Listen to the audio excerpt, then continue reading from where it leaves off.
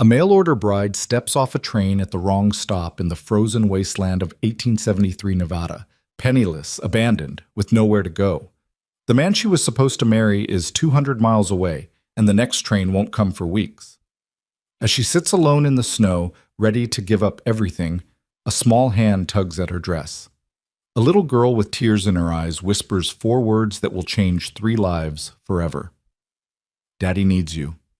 But can a stranger become family? Can a mistake become destiny?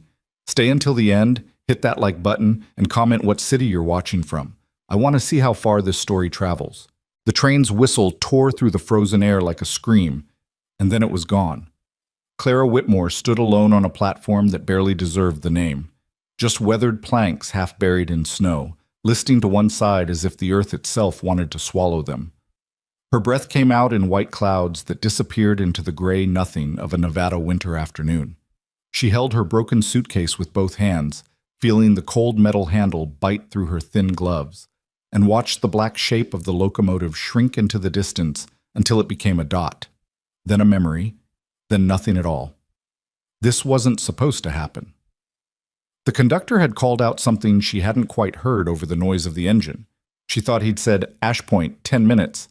So she'd gathered her belongings and made her way to the door, ready to step into her new life. But the moment her boots hit the snow, she realized her mistake. This wasn't Ash Point proper. This was a coal stop, a supply depot, a place where trains paused to take on water and fuel, not passengers. The real town was still miles down the line. She had tried to get back on. She'd called out, waved her arms, even run a few desperate steps alongside the accelerating cars. But the train had already committed to leaving, its great wheels churning with mechanical indifference, and within seconds it had left her behind in a swirl of steam and coal smoke. Now she stood in the aftermath of her mistake, and the silence was crushing. Clara forced herself to look around, to take inventory of her situation with the same practical mind that had gotten her this far. The depot consisted of a small wooden shed, its door hanging crooked on broken hinges, and a water tower that creaked in the wind. Beyond that, scattered across the white landscape like a child's abandoned toys, were perhaps a dozen buildings. Shacks, really, huddled together as if for warmth. Smoke rose from a few chimneys. A single muddy road cut through the center of what couldn't generously be called more than a camp. This was Ash Point Station. Not a town, not even close. Her suitcase chose that moment to give up entirely. The latch she'd been nursing along for the past 3 states finally broke, spilling her belongings into the snow. 2 dresses, a change of undergarments, a hairbrush missing half its bristles, and the bundle of letters tied with string. Samuel Thornton's letters. Her intended husband's careful, formal proposals written on good paper with proper ink, each one making the arrangement clearer, the promises larger, the expectations heavier. She had never met Samuel Thornton. She knew only what the letters told her. He was a businessman in Ash Point proper, a man of means who needed a wife to manage his household and provide him with heirs. The arrangement was practical, loveless, and utterly final. She would marry him within a week of her arrival. That was the agreement. Clara knelt in the snow and began gathering her things with numb fingers. The letters were wet now, the ink beginning to run. She shoved them into the bottom of the broken suitcase and tried to make the latch hold, but it was hopeless. She would have to carry everything in her arms. A practical woman would assess her options. Clara forced herself to think. Option 1, wait for the next train. But the schedule posted inside the shed, water-stained and barely legible, suggested the next eastbound wouldn't arrive for 6 days and the next westbound for 5. Even if she had enough money for a ticket, which she didn't, that was nearly a week of waiting in this frozen nowhere. Option 2, find shelter and telegraph Samuel to send someone for her. But the depot shed had no telegraph office, no ticket window, nothing but a broken stove and a bench missing half its slats. If this place had a telegraph at all, it would be in one of those distant buildings, and she had no idea which one or if anyone would help her. Option 3, walk to Ash Point proper. According to the map Samuel had sent, the main town was 15 miles west along the rail line. 15 miles. In her city boots and thin coat, carrying a broken suitcase through snow that was already past her ankles, with perhaps 3 hours of daylight left, and the temperature dropping by the minute. There was no good option. There was only survival. Clara closed her eyes and let herself feel the full weight of what had just happened. This was it. This was the end of the road that had started 6 months ago in Philadelphia when her father died, leaving behind nothing but debts and a daughter no one wanted. This was the destination of every desperate choice she'd made since, selling everything she owned, answering Samuel Thornton's advertisement for a mail-order bride, climbing aboard a series of westbound trains with just enough money to reach Nevada and not a penny more. She had gambled everything on a future with a stranger, and now she couldn't even reach him. The wind picked up, cutting through her coat like a knife. Clara opened her eyes and made herself stand. She gathered her belongings as best she could, cradling them against her chest, and began walking toward the closest building, a long, low structure that might have been a general store or supply depot. Someone there would know what to do. Someone there would help her. She made it 3 steps before her boot found a patch of ice beneath the snow. Her feet went out from under her and she fell hard, landing on her side with an impact that knocked the air from her lungs. Her belongings scattered again across the white ground. For a moment she just lay there, too stunned and cold and tired to move. This was how people died out here, she realized. Not in sudden disasters, but in small degrees. A fall, a missed train, a wrong turn. Just a series of mistakes that added up to nothing. "Miss?" The voice was small and uncertain. Clara turned her head and saw a child standing a few feet away, so bundled in wool and fur that only her face was visible. A small, solemn face with dark eyes and wind-chapped cheeks, perhaps 7 or 8 years old. "Miss, are you hurt?" the child asked again. Clara pushed herself up to sitting. I'm all right, just clumsy." The little girl came closer, moving with the careful steps of someone used to icy ground. She knelt and began picking up Clara's scattered things, the hairbrush, a dress, one of the soaked letters. She handled everything with grave concentration, as if these small acts of kindness were very important. "Thank you," Clara managed. Her voice came out rough. "You don't have to. Papa says we help people who need help," the child said simply. She held out the items she'd collected, and Clara took them with shaking hands. Up close, the child was even smaller than Clara had first thought, but there was something old in her eyes, a kind of careful watchfulness that suggested she'd learned early to read the world for danger. Her coat was patched but clean, and the scarf around her neck had been mended with neat, tiny stitches. "What's your name?" Clara asked, because she didn't know what else to say. "Lily." The girl paused, then added, "Lily Blackridge. What's yours?" "Clara Whitmore." She tried to smile and wasn't sure if she managed it. "I seem to have gotten off the train at the wrong place." Lily nodded as if this was a perfectly reasonable mistake. "The conductor doesn't always say things loud enough. Mama used to miss stops too before—" She stopped abruptly and something closed behind her eyes. Before. Before. That one word carried the weight of everything it didn't say. Clara felt a pang of recognition so sharp it hurt. She knew that before. She had her own version of it, before her mother died, before her father drank himself into an early grave, before the world became a series of closed doors and impossible choices. Loss was loss, no matter what shape it took. "Well, Lily Blackridge," Clara said, making her voice as steady as she could, "I'm very glad to meet you. You've been kinder to me in 5 minutes than most people are in a lifetime." Lily's serious expression cracked just slightly, the hint of a smile appearing and disappearing like a shy animal. She reached into her coat and pulled out a handkerchief, threadbare but clean, embroidered in one corner with a tiny blue flower. She held it out to Clara. "You're crying," she said matter-of-factly. "Papa says it's all right to cry, but you should have a handkerchief." Clara hadn't realized she was crying. She touched her face and felt the wetness there, already starting to freeze. She took the offered handkerchief and pressed it against her cheeks. The cotton smelled like wood smoke and soap. "Thank you," she whispered. They sat together in the snow for a moment, a strange tableau, the desperate woman and the solemn child, while the wind moaned through the wooden buildings and the daylight began its slow fade toward evening. Clara knew she should get up, should find shelter, should do something other than sit here letting the cold seep deeper into her bones. But she was so tired. She had been tired for so long, and this final blow felt like more than she could carry. "You can't stay here," Lily said, reading Clara's exhaustion with that uncanny insight children sometimes have. You'll freeze. I know. Clara tried to gather her things again, but her hands wouldn't quite work right. I need to find. My daddy needs you, Lily said suddenly. Clara blinked, confused. I'm sorry? My daddy, Lily repeated, and now there was urgency in her young voice, as if she'd just understood something very important.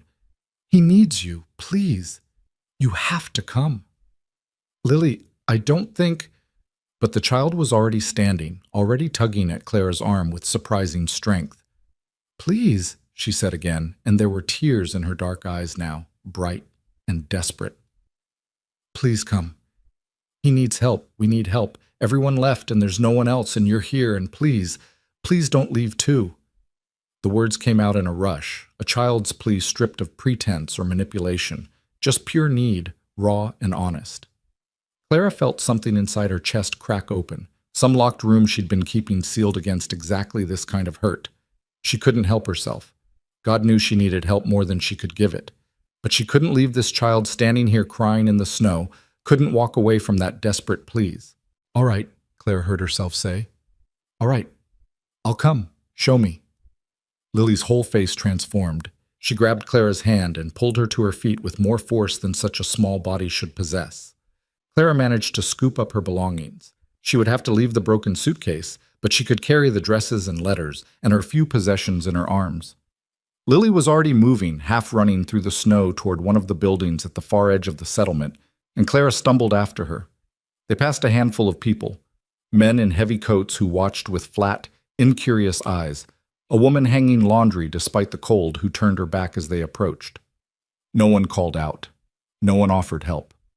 Clara felt the weight of their indifference, like a physical thing. This was a place where people kept to themselves and expected the same from others. This was a place where you could die alone, even surrounded by others.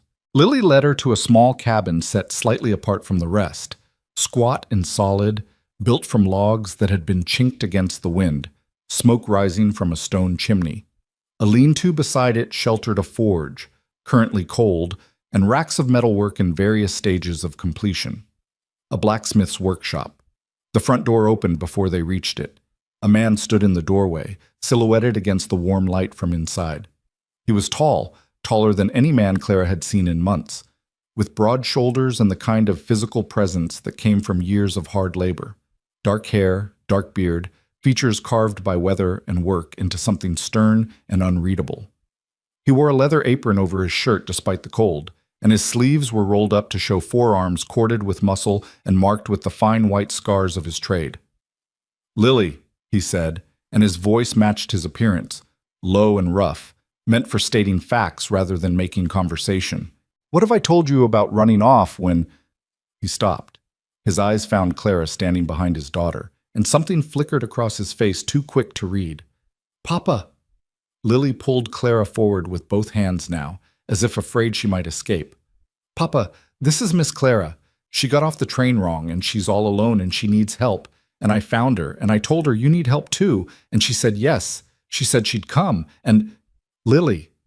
The man's voice was gentle but firm, cutting through his daughter's breathless explanation. "Slow down." He looked at Clara properly now, taking in her wet clothes, her armload of belongings, the exhaustion that must have been written all over her face. His expression didn't change, but Clara saw his jaw tighten slightly. "My daughter is right," he said after a moment. "You need to come inside. It's too cold to be standing out here." It wasn't quite an invitation. It was more of a statement of fact, delivered in that same neutral tone. But Clara was cold enough and desperate enough not to care about the niceties. "I don't want to impose," she said, because that was what a lady was supposed to say. "If you could just point me toward—" "There's nowhere else," the man interrupted. "Not that will take you, not this late. Come inside, get warm, and then we'll sort out what's to be done." He turned and walked back into the cabin, assuming she would follow. Lily still had hold of Clara's hand, tugging her forward with that same desperate urgency. Clara took a breath, gathered what remained of her pride, and stepped over the threshold into the warmth.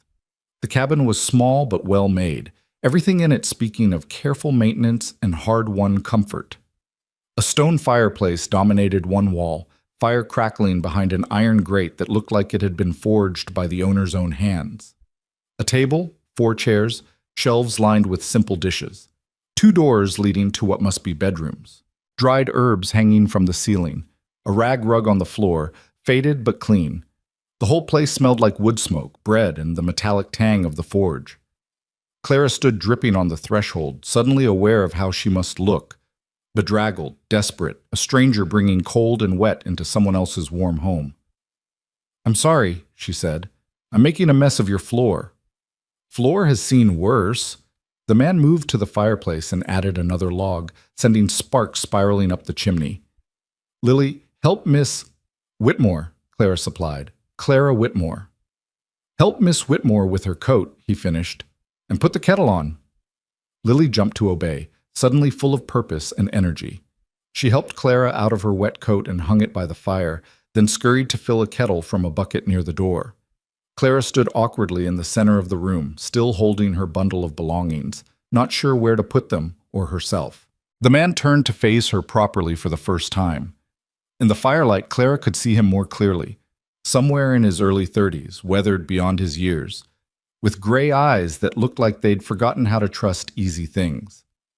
There was no meanness in those eyes, but no softness either. Just a kind of careful distance, like a man who'd been burned before and learned to keep the fire at arm's length. "Jonah Blackridge," he said, offering his hand. Clara shifted her bundle and shook his hand. His grip was warm and work-roughened, careful not to squeeze too hard. "Clara Whitmore. I'm grateful for your kindness, Mr. Blackridge. I got off at the wrong stop and I'm trying to reach Ash Point proper. If you could tell me how to arrange transportation, I'll be out of your way as soon as—" "Nothing's going to Ash Point proper until morning at the earliest," Jonah said. "Storm's coming in tonight. You can see it in the sky, smell it on the wind. Anyone with sense is already settled in." Clara looked at him, then at Lily, who was carefully measuring tea into a pot with the concentrated focus of a child performing an important task. Understanding began to dawn, cold and heavy. "You're saying I'm stuck here," she said quietly. "I'm saying you're not going anywhere tonight." Jonah pulled out one of the chairs at the table. "Sit. Get warm. Lily will make tea and there's bread and butter if you're hungry. Tomorrow we'll figure out how to get you where you're going." It was the most he'd said since she arrived, and beneath the gruff practicality, Clara heard something else. Not quite kindness, but not its opposite either. More like resigned hospitality, the sense of a man doing what he knew was right, even if it complicated his life. She should refuse. She should insist on finding somewhere else, anywhere else. A respectable woman didn't spend the night in a widower's home, especially not a woman on her way to marry another man. But Clara was too cold and tired and frightened to care about respectability anymore. "Thank you," she said, and sat. Lily brought tea in mismatched cups, her small hands steady despite the pot's weight. She poured carefully, her tongue caught between her teeth in concentration, then handed Clara the first cup with a smile that transformed her solemn little face into something that hurt to look at. That brightness, that uncomplicated generosity that children could still manage even when the world had been unkind. "It's not very good tea," Lily admitted. "We ran out of the good kind. But Papa says any tea is better than no tea when you're cold." "Your Papa is a wise man," Clara said, wrapping both hands around the cup and letting the heat seep into her frozen fingers. She took a sip and tasted cheap leaves and melted snow water, but it was hot, and that was enough. "And this is exactly what I needed." Jonah sat across from her, his own cup untouched, watching her with that careful neutrality. Clara met his eyes and saw him making calculations, weighing risk against necessity, trying to figure out what kind of trouble she might be. "You said you're trying to reach Ash Point," he said. "You have family there?" "No." Clara hesitated, then decided there was no point in lying. "I'm meeting a man there, Samuel Thornton. We're to be married." Something flickered in Jonah's expression. Recognition, perhaps, or surprise. "Samuel Thornton," he repeated, "the land speculator." There was no inflection in his voice, but Clara heard the judgment anyway. "Yes, we've been corresponding. I'm to be his wife." His wife? Jonah's eyes went to her bundle of belongings, the broken suitcase she'd had to abandon, the wet dress she was still wearing. He didn't send anyone to collect you? He doesn't know I've arrived. The train wasn't supposed to stop here. I got off by mistake. Clara felt heat rising in her cheeks. It was my own fault. I wasn't paying attention. Lily, who had been listening with frank curiosity, piped up, "Are you going to love him?" "Lily," Jonas said, but his daughter ignored him. "Mama said you should only marry someone if you love them," Lily continued. "Do you love Mr. Thornton?" Clara opened her mouth, then closed it. How did you explain practicality to a child who still believed in love? How did you say that sometimes survival was more important than affection, that sometimes you married a stranger because the alternative was starving alone in a city that had no use for you? "I'm sure we'll grow to care for each other," she said finally. "That's how these arrangements work." Lily frowned, clearly dissatisfied with this answer, but Jonah gave his daughter a look that made her bite back whatever she'd been about to say. "Samuel Thornton's a wealthy man," Jonah said. "Got fingers in half the business in Ashpoint. You could do worse." It might have been reassurance. It might have been warning. Clara couldn't quite tell. "I'm very fortunate," she said, because that was what she was supposed to believe. They sat in silence for a moment, the only sound the crackle of the fire and the wind beginning to pick up outside. Clara finished her tea and felt warmth spreading through her chest for the first time in hours. Her clothes were beginning to dry, leaving her feeling heavy and uncomfortable, but no longer in danger of freezing. "There's a room," Jonah said abruptly. "Used to be. It's empty now. You can sleep there tonight. I'll take you to Ashpoint in the morning if the weather clears. If it doesn't, you'll have to wait it out here until it does." Clara looked at him, this stern, scarred stranger who was offering her shelter without asking for anything in return. "I can't impose on you like that. There must be somewhere else." "There's not." Jonah's voice was flat. "The boarding house burned down last winter and hasn't been rebuilt. The saloon doesn't rent rooms to women, and even if it did, you wouldn't want to stay there. There's nowhere else. You can stay here, or you can freeze. Those are your options." He stood, the conversation clearly over in his mind, and began clearing away the tea things. Lily jumped up to help him, the two of them moving together with the easy synchronization of long practice. Clara watched them and felt a strange pang of something she couldn't quite name. Envy, perhaps, or longing. They were a family. Incomplete and scarred, but still a family. They had each other. She had no one. "Thank you," she said quietly. "Truly, I don't know what I would have done if Lily hadn't found me." Jonah paused in his work, his back to her. "Lily has a habit of finding things that need finding," he said, and there was something in his voice now, affection, exasperation, worry, all mixed together. "Sometimes I wish she wouldn't. He turned and met Clara's eyes. "You should know that people will talk. A strange woman staying in my house, even for a night. People will have opinions about that. If that matters to you, if it'll cause problems with this man you're supposed to marry, you should tell me now." Clara thought about Samuel Thornton and his careful letters, his lists of expectations and requirements. She thought about his detailed description of the house he owned, the servants he employed, the position she would be expected to occupy in Ashpoint society. She thought about what he might say if he learned his mail-order bride had spent even one night under another man's roof.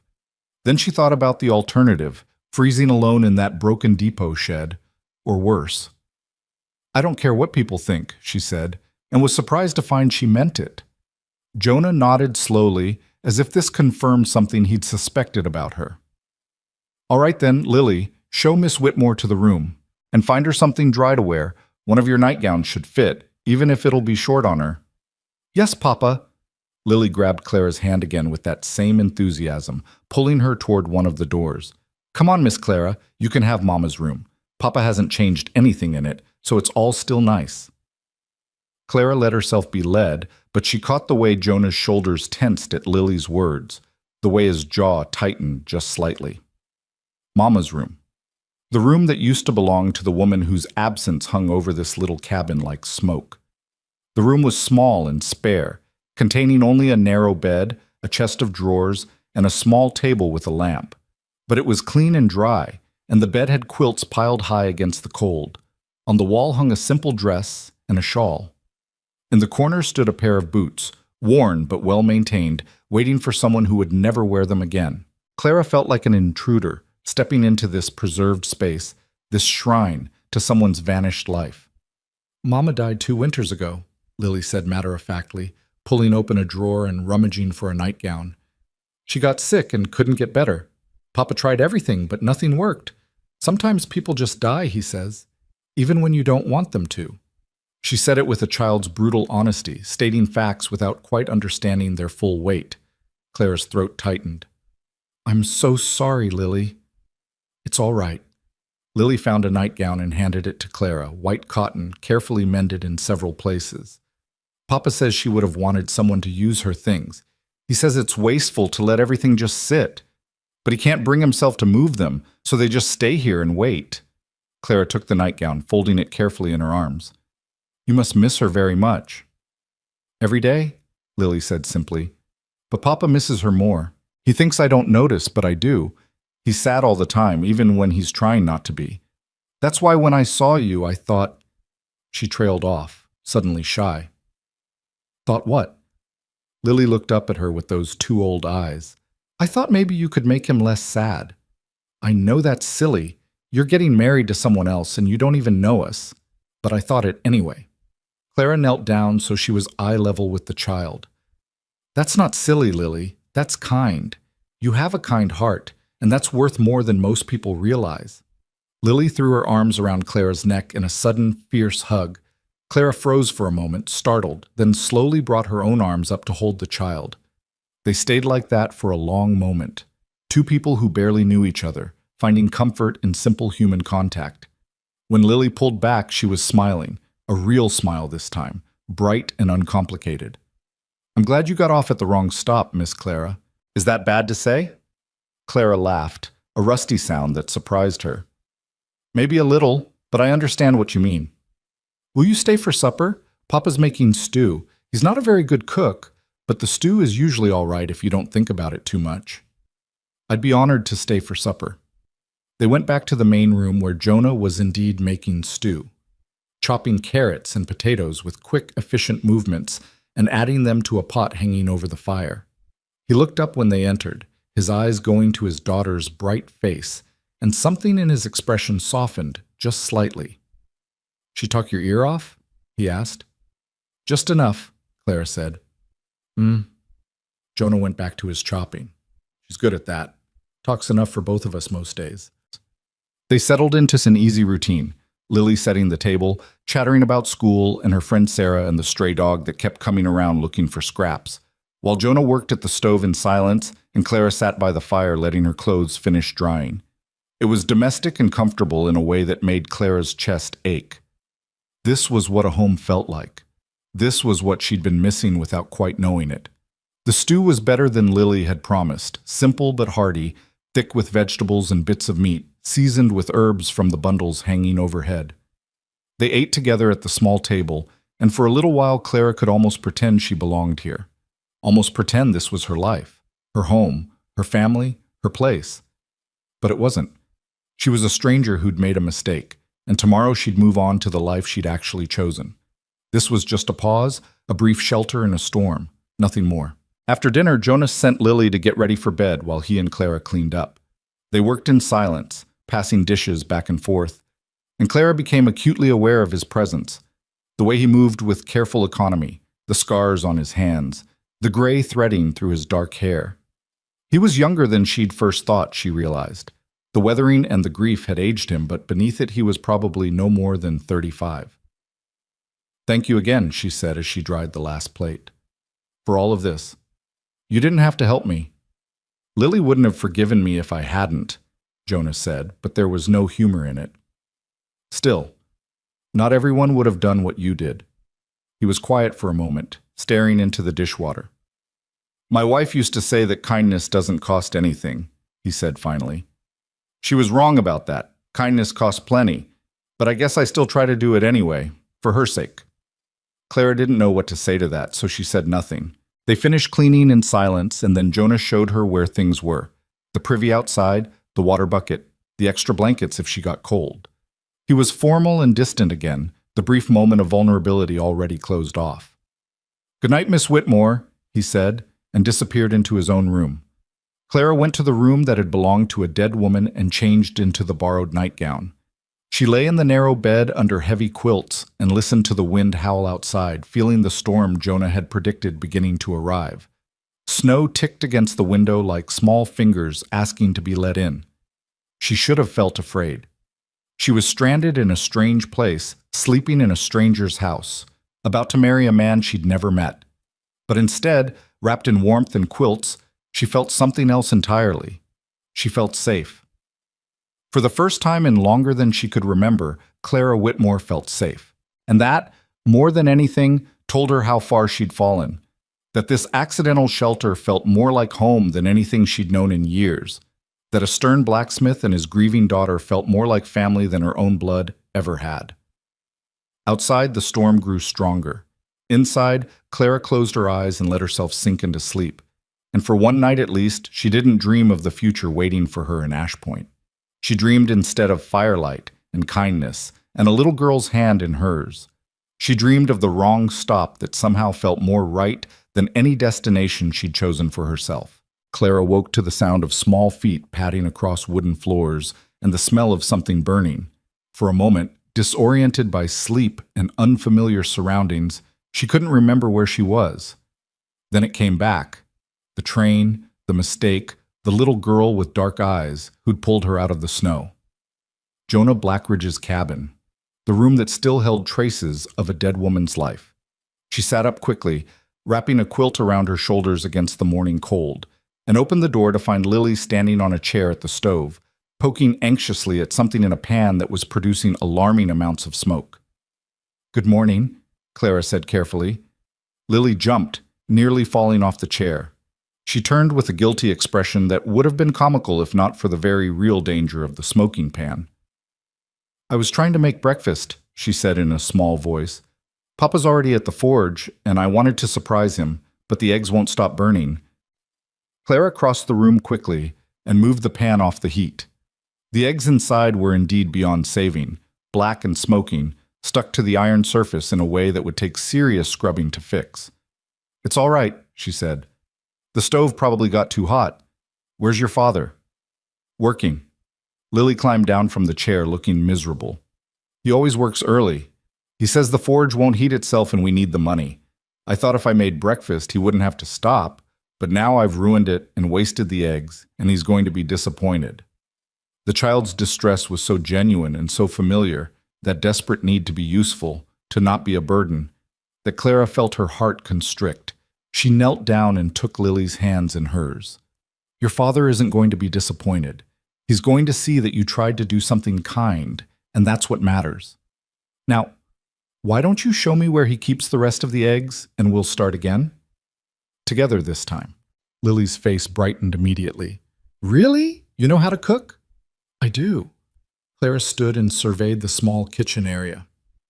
"I'm not fancy at it, but I can manage eggs and whatever else your father has on hand. But I'll need your help. You know where everything is." They worked together in the quiet morning light filtering through the windows. Lily showed Clara where the eggs were kept cool in a box outside, where the bread was stored, where her father kept the butter and salt. The child chattered as they worked, her earlier distress forgotten in the pleasure of having someone to help and teach her. "Papa tries," Lily explained as she carefully cracked eggs into a bowl under Clara's supervision. "But he's not very good at cooking. Mama did all of it before and he never learned.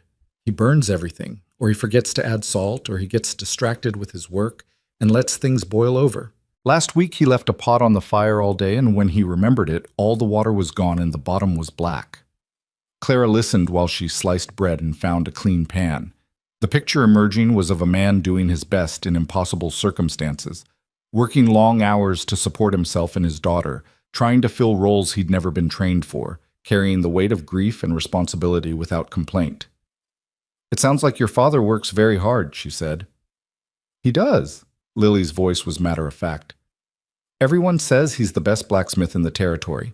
People come from Ashpoint proper sometimes to have him make things special. But he doesn't charge enough, Sarah's mama says. She says he's too honest for his own good."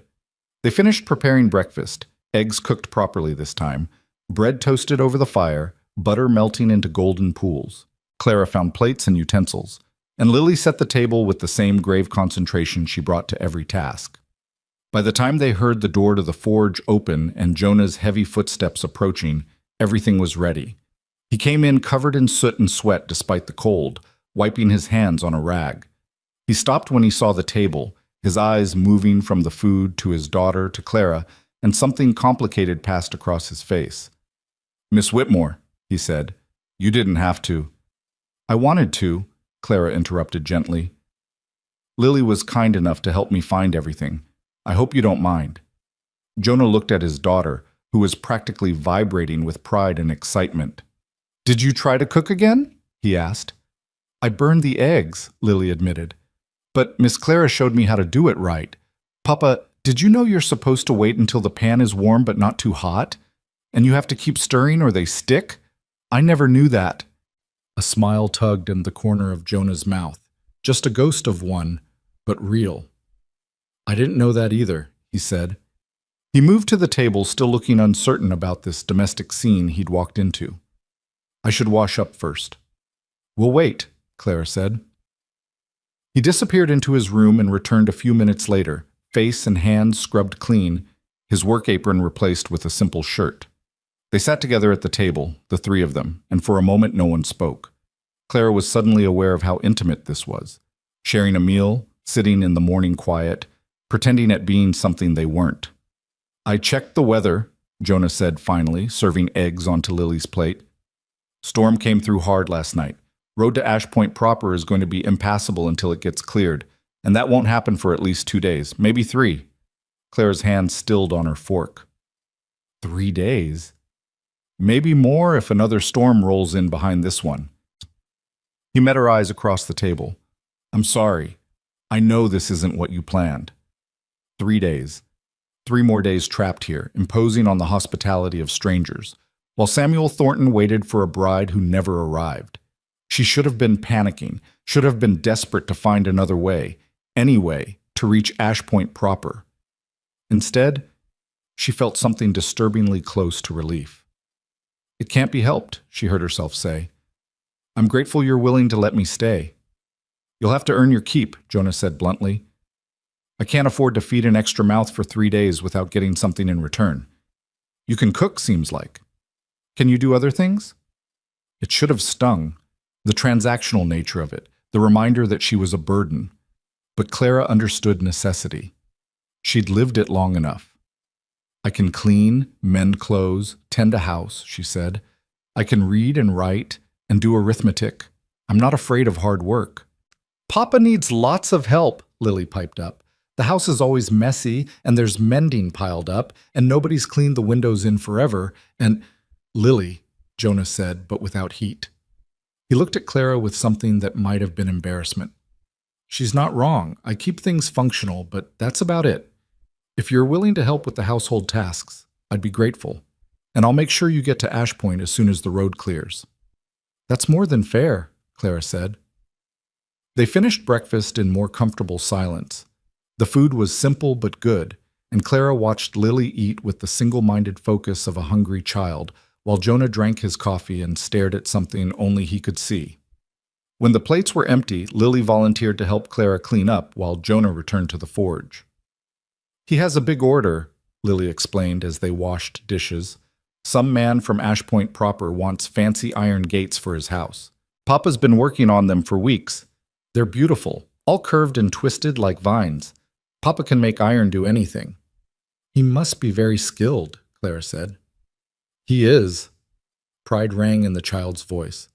"Mama used to say he had artist's hands, even though they were all scarred and rough. She said he could make beauty out of hard things, and that was a special gift." Clara heard the echo of love in those words, the dead wife's love for her husband, preserved and repeated by their daughter like a prayer. It made her chest ache. They spent the morning working through the accumulated neglect of a house kept by a grieving widower and his young daughter. Clara swept floors and scrubbed the soot from around the fireplace, while Lily dusted shelves and chattered about school. Her friend Sarah, the teacher who was mean sometimes but mostly fair. The child followed her from task to task like a small shadow, helping where she could and talking constantly, as if afraid silence might make Clara disappear. Around midday, Jonah came in for water and stopped short at the sight of his transformed home.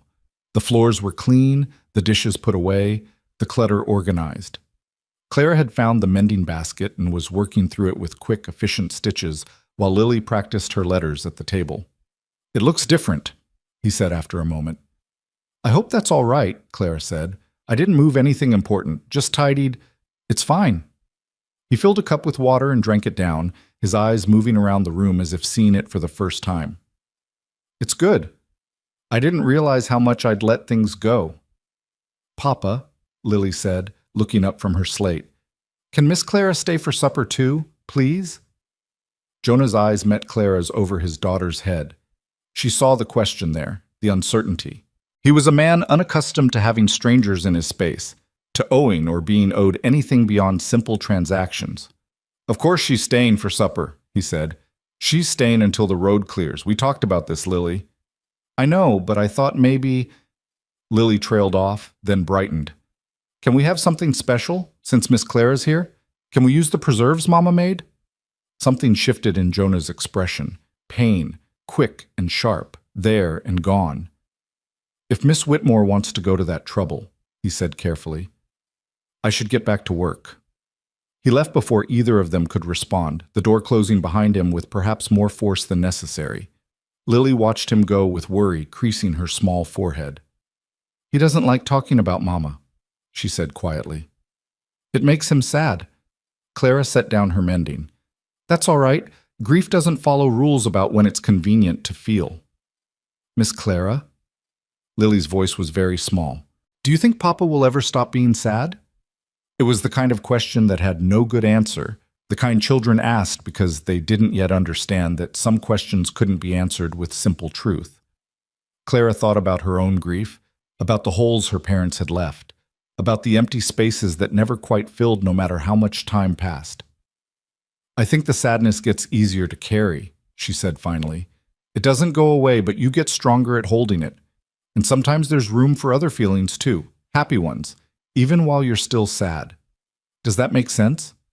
Lily nodded slowly. "I think so." She was quiet for a moment, then asked, "Were you sad? Before you came here?" The question caught Clara off guard with its directness.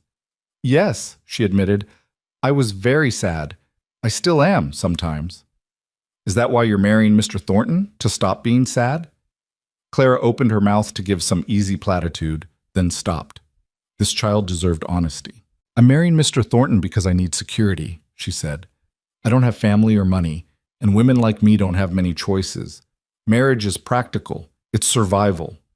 "But Mama said—" "I know what your Mama said." Clara's voice was gentle but firm. "And she was right that love is important. But sometimes we have to make choices based on what's possible, not what's ideal. Your Papa understands that, I think. He's a practical man." Lily considered this with the seriousness she brought to everything.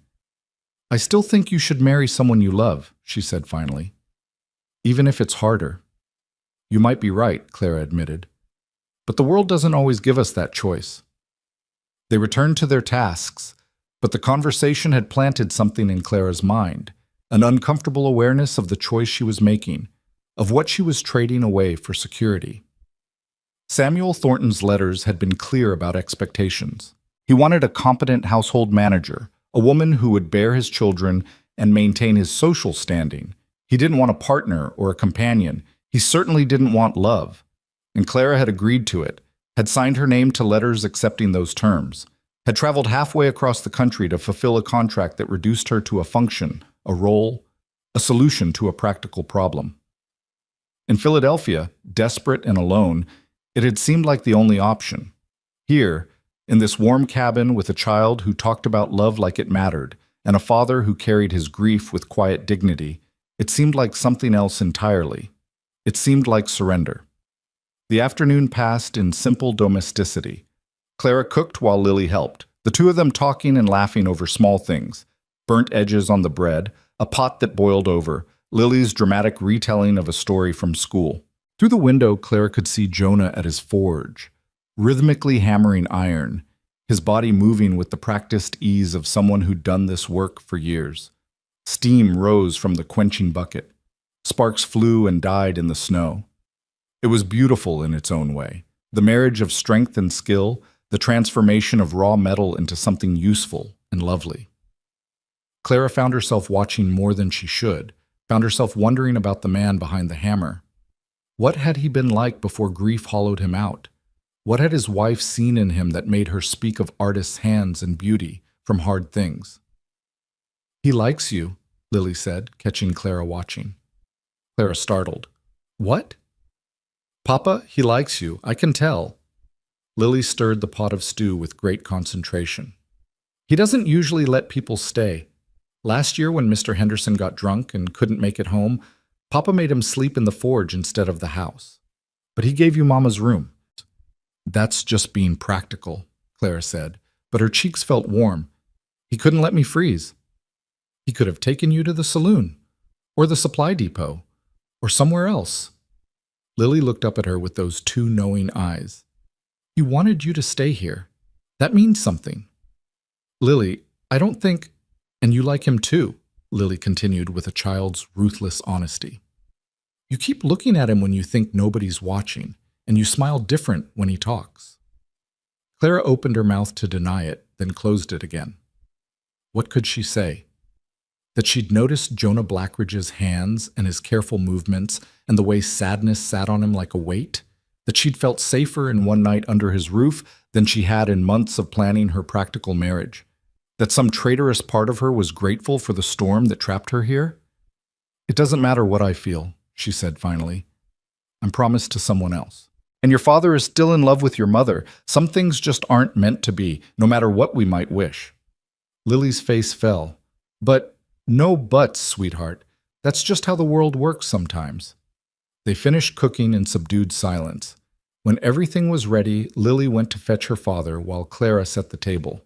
She used the good dishes. She'd found them wrapped carefully on a high shelf. And the preserves Lily had mentioned, jewel-bright jars of fruit put up by hands that would never open them. It felt presumptuous, using a dead woman's carefully saved things, but Lily had asked and Clara didn't have the heart to refuse. Jonah came in looking exhausted, his face smudged with soot despite obvious attempts to clean up. He stopped when he saw the table, the good dishes, the preserves, the careful arrangement that spoke of something more than simple necessity. "Lily wanted it special," Clara said quickly. "I hope that's all right." He was quiet for a long moment, his eyes on the jar of preserves, peaches, golden and perfect, trapped in glass and sugar. "Mary made those," he said quietly, "the summer before she died. Last batch she ever put up." "We can use something else," Clara said. "I'm sorry, I should have asked—" "No." Jonah moved to the table and sat down heavily. "No, this is—" She would have wanted them used. She always said preserves were meant for special occasions, and then she'd save them too long and they'd go bad. "This is good. This is right." They ate together as darkness fell outside and the fire crackled in the hearth. The food was good, better than good, if Clara was honest. She'd found her rhythm in the small kitchen, had cooked with real ingredients and time to do it properly, and the result was a meal that felt like care made tangible. Jonah ate with the focused attention of a man unaccustomed to good cooking. Lily chattered between bites, telling her father everything they'd done that day. The cleaning, the mending, the letters she'd practiced. She made it sound like an adventure, her enthusiasm transforming mundane tasks into something magical. And Jonah listened, really listened, his eyes on his daughter's animated face, occasionally asking questions or making quiet comments that made Lily glow with pride. Clara watched them together and felt something crack open in her chest. This was what family looked like. This was what love looked like, even love scarred by loss. After supper, Lily begged Clara to read to her. "Papa tries," she explained, "but he's not very good at the voices, and he falls asleep sometimes because he's so tired." "I do not fall asleep," Jonah protested, but without much conviction. "You do. Last week you were reading Jack and the Beanstalk, and you fell asleep right when Jack was climbing up, and I had to wake you up to find out what happened." Clara laughed, couldn't help it. The image of this stern, scarred man falling asleep mid-fairy tale while his daughter waited impatiently for the ending was too perfect. "I'll read," she said. If your father doesn't mind. Jonah met her eyes across the room. I don't mind, he said, and something in his voice made Clara's breath catch. They settled by the fire. Lily curled against Clara's side, the book open on her lap, while Jonah sat in his chair and pretended to work on a piece of leather that needed mending. Clara read about princesses and magic beans and impossible quests, doing the voices like her mother used to do when Clara was small. Lily was rapt, hanging on every word, occasionally interrupting with questions or observations. Clara became aware that Jonah had stopped pretending to work and was watching them. Not just Lily, but both of them together. His expression was complicated, layered with things she couldn't read. Longing, maybe. Or regret. Or just the simple pain of seeing his daughter happy with someone who would inevitably leave. When the story ended and Lily's eyes were heavy with sleep, Jonah stood and scooped his daughter up with easy strength. Time for bed, little one. But I'm not tired, Lily protested, even as she yawned hugely. Not tired at all. Jonah's voice was warm with affection, and Clara heard the man he must have been before. Before loss, before hardship, before the world demanded he become stone. He carried Lily to her room, and Clara heard their quiet voices through the door. The murmur of nighttime prayers, the rustle of blankets, Jonah's low voice saying something that made Lily giggle. When he emerged, closing the door softly behind him, his expression had shuddered again, the brief warmth locked away. Thank you, he said, for reading to her, for all of it. Today, the house, the cooking, everything. You've given me shelter, Clara said. It's the least I can do. Still, he moved to the fireplace and added another log, his movements precise and controlled. She's happier than I've seen her in a long time. That matters. Clara stood, unsure suddenly of where she belonged in this space. I should let you rest. I'm sure you're exhausted. Clara. Her name in his rough voice made her stop. Can I ask you something? Of course. This man you're going to marry, Samuel Thornton, do you love him? The question hung between them, dangerous and electric. Clara thought about lying, about giving the easy answer, but something in Jonah's eyes demanded honesty. No, she said. I've never met him. We've only exchanged letters. The arrangement is practical. Practical, Jonah repeated. He turned to face her fully. You're going to spend the rest of your life with a stranger because it's practical. Yes. Clara lifted her chin. Because I don't have the luxury of marrying for love. Because women like me, women without money or family or prospects, we marry for survival. We take what security we can find and we're grateful for it. And you think you'll be happy living like that? I think happiness is a luxury too. Clara's voice came out sharper than she intended. I think I'll be fed and housed and safe, and that's more than I have now. That's more than most people get. Jonah was quiet for a long moment. When he spoke again, his voice was low. Mary and I married for love. We had 5 good years together before she got sick. 5 years of being happy, being partners, being... He stopped, his jaw working. Being everything to each other. And then she died. And it broke something in me I don't think will ever heal right. You know what I learned from that? Clara shook her head, not trusting her voice. I learned that love is worth it, Jonah said, even knowing how it ends. Even carrying this grief every day. I wouldn't trade those 5 years for anything. Not for ease, not for safety, not for a practical arrangement that spared me this pain. Because at least I had something real. At least I knew what it was to be truly known by another person. Tears burned in Clara's eyes. Not everyone gets that choice. You're getting a choice right now. Jonah took a step closer. You could say no. You could tell Thornton you changed your mind. You could choose something different. And do what? Clara's voice broke. Where would I go? How would I survive? I have nothing, Jonah. No money, no family, no prospects except the one I agreed to. I can't just walk away from security because some part of me wishes things were different. You could stay here. The words fell between them like stones into still water, sending ripples in every direction. Clara stared at him, not quite believing what she'd heard. What?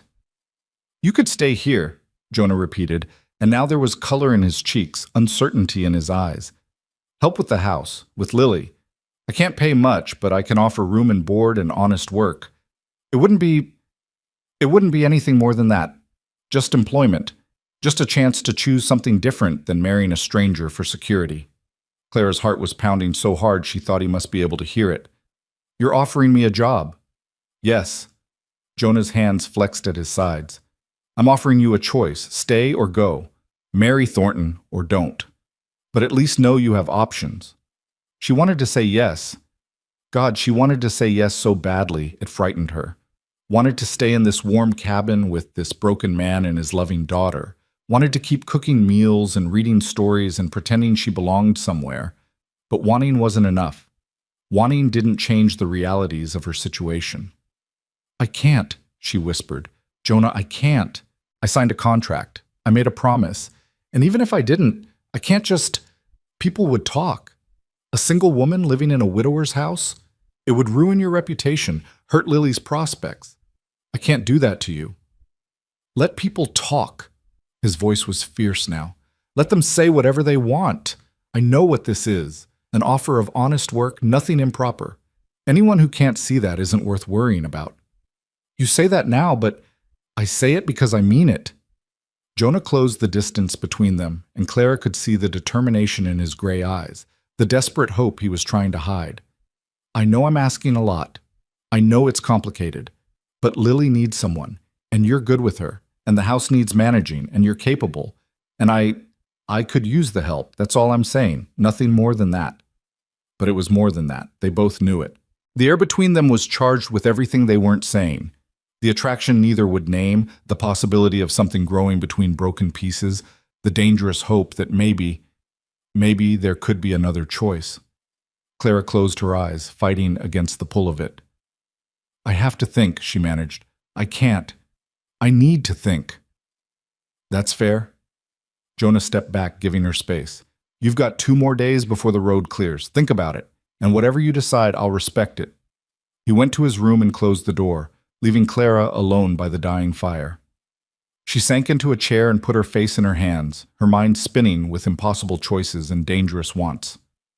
In one direction lay safety, marriage to Samuel Thornton, security, the life she'd planned and agreed to. It would be loveless but stable, practical but hollow. She would have a place in the world, even if that place felt like a cage. In the other direction lay risk, staying here, working for Jonah, building something undefined and uncertain. It would mean defying expectations, weathering gossip, living on the edge of propriety. It would mean trusting a man she barely knew and hoping that what she felt stirring between them was real and not just the desperate gratitude of someone who'd been shown kindness. Both choices terrified her. Both felt like falling. Outside, wind rattled the windows and snow continued to fall, extending her deadline, giving her time she didn't want. Time to think. Time to choose. Time to decide who she was going to become and what she was willing to risk for the possibility of something more than mere survival. Clara sat alone in the firelight and tried to imagine both futures, tried to see herself as Mrs. Samuel Thornton, respectable and secure and empty. Tried to see herself here, in this cabin, watching Lily grow and maybe, someday, finding her way past grief and fear to something like happiness. Neither vision was clear. Neither felt certain, but one felt like safety, and the other felt like hope. And Clara was beginning to understand that those were not the same thing at all. She didn't sleep well that night, tossing in the narrow bed that still smelled faintly of lavender and loss. And when she finally drifted off near dawn, she dreamed not of grand houses and security, but of small hands reaching for hers and gray eyes that looked at her like she mattered. She dreamed of choices that felt like freedom, even when they looked like falling. Morning brought no answers. Only pale winter light filtering through frost-covered windows, and the sound of Lily's excited voice calling her name.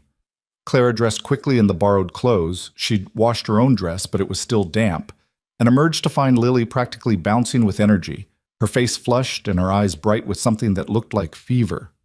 "Miss Clara, Papa said we can make cookies today if you know how.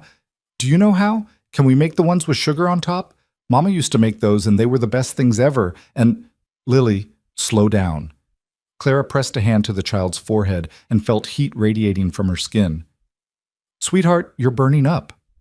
I'm fine, Lily insisted, but even as she said it, she swayed slightly on her feet. I feel great. I want to make cookies and then maybe we can play in the snow and you're going back to bed. Clara took the child's hand, alarmed by how hot it felt. Where's your father? At the forge already. He said I could get up when you woke up, and I did, so I'm up and I want to… Lily's words dissolved into a harsh, rattling cough that bent her double. Clara's alarm crystallized into fear. She'd seen illness before, knew how quickly children could go from cheerful to desperately sick. She scooped Lily up, the child weighed almost nothing, and carried her back to bed, ignoring her weak protests. I'm going to get your father, Clara said firmly. You stay here and rest. But the cookies… We'll make cookies when you're better, I promise. She wrapped Lily in every blanket she could find, then ran through the cold morning air to the forge where Jonah was already working, his hammer ringing against heated iron. He looked up when she burst in, and whatever he saw in her face made him drop his tools immediately. What's wrong? It's Lily. She has a fever, a bad one. Jonah was moving before she finished speaking, striding past her toward the cabin with long, urgent steps. Clara followed, her heart pounding. By the time she caught up, he was already in Lily's room, his large hand gentle on her forehead, his face carved from stone. Papa, I'm fine, Lily said weakly. Don't worry. I just need to rest a little and then… Another cough cut her off, this one worse than before. How long has she been like this? Jonah's voice was steady, but Clara heard the fear underneath. She was excited when I woke up, talking fast. I thought she was just being Lily, but when I touched her… Clara wrapped her arms around herself. It came on fast. Jonah nodded curtly. It does that sometimes. Children burn hot and quick. He stood and moved to a cabinet, pulling out a tin box. I have willow bark for the fever. And there's a woman 2 miles west, Mrs. Chen, who knows medicine. I'll have to go get her. 2 miles in this snow? Jonah, that could take hours. You have a better idea? He was already pulling on his heavy coat. She needs more help than I can give her. Then I'll go. You don't know the way. So draw me a map. You need to stay here with Lily. She needs her father. Clara moved closer, lowering her voice so the child wouldn't hear. And if something happens while you're gone, do you want her to be with a stranger or with you? Jonah's jaw worked. He looked back at his daughter, small and flushed in the big bed, and Clara saw the war happening behind his eyes, the need to do something fighting against the terror of leaving her. I'll go, Clara repeated. Tell me where to find this woman and I'll bring her back. Clara, you could get lost. The snow's deep and the wind can turn you around in minutes. I can't ask you to… You're not asking. I'm offering. She held his gaze. Lily needs help. Let me help her. For a long moment, Jonah just looked at her. Then he nodded once, sharp and certain. All right, but you follow my directions exactly. You understand? Don't try to take shortcuts or guess your way. If you get turned around, you stay put and wait for the weather to clear. Don't be a hero. I won't. He drew her a map with quick, sure strokes, explaining landmarks. A dead tree shaped like a pointing finger, a rock formation that looked like a sleeping bear, the creek that ran east to west that she needed to follow. Mrs. Chen's cabin is right on the creek, small but solid. Smoke should be coming from the chimney. You can't miss it if you follow this route. Clara memorized every detail, committing the map to memory like her life depended on it, because it might. Jonah gave her his heaviest coat, his warmest gloves, a scarf to wrap around her face. He pressed something into her hand, a small knife in a leather sheath. Just in case, he said. Wolves usually leave people alone, but it's better to have it. Wolves. Clara swallowed hard and nodded. Papa? Lily's voice came from the bedroom, small and frightened. Don't go, please don't go. Jonah's face cracked just for a moment. He went to his daughter and knelt beside the bed, taking her hot little hand in his. I'm not going anywhere, little one. Miss Clara is going to get Mrs. Chen for us. I'll be right here the whole time. Promise? I promise. He kissed her forehead. You're going to be fine. You're strong, like your mama was. Clara watched them together and felt her resolve harden into something unbreakable. She would get through that snow. She would find Mrs. Chen. She would bring help back to this child who'd shown her kindness when she had nothing left.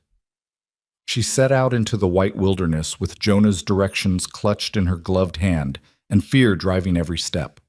The snow was deeper than she'd expected, reaching past her knees in places, and the cold bit through even the heavy coat. But she pushed forward, watching for the landmarks Jonah had described.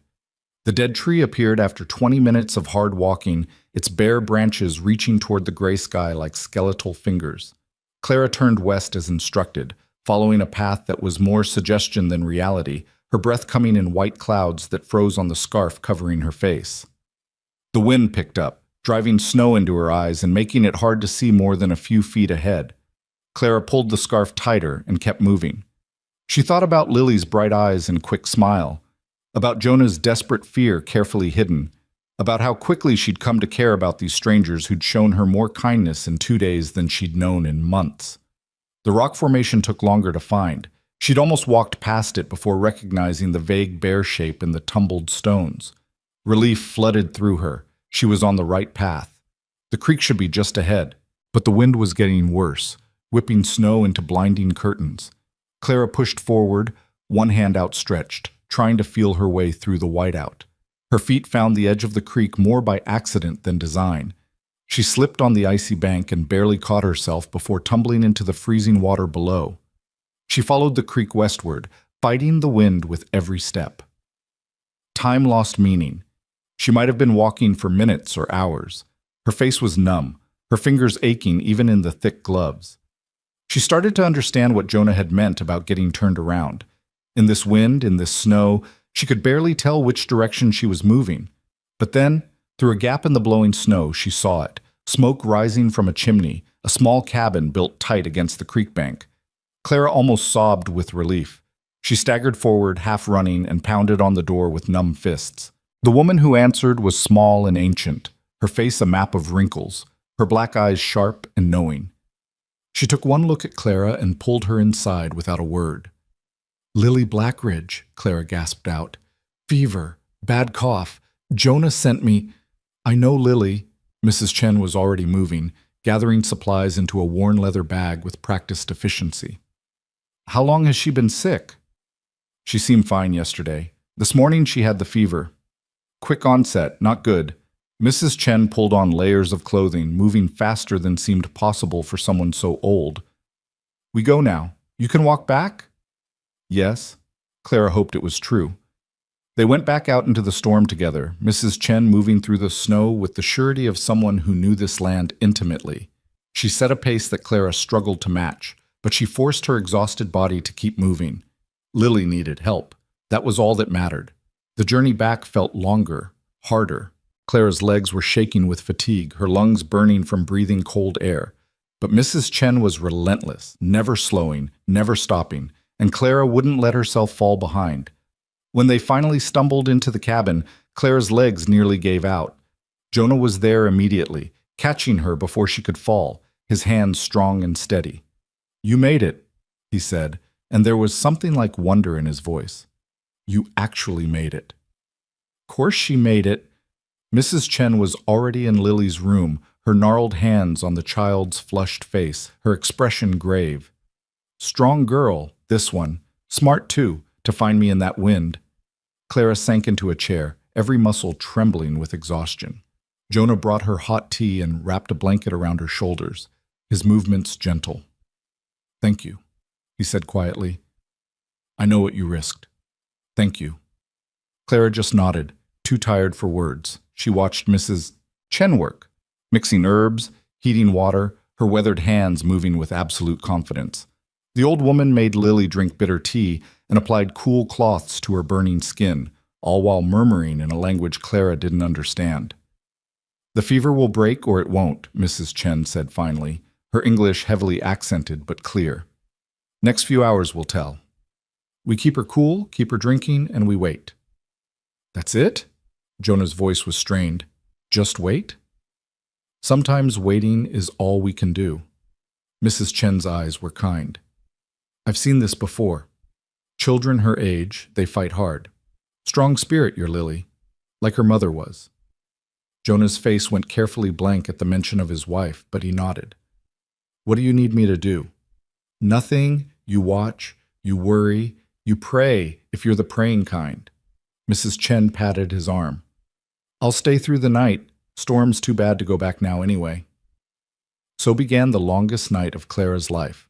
They took turns sitting with Lily, cooling her fever-hot skin, coaxing sips of tea past her cracked lips.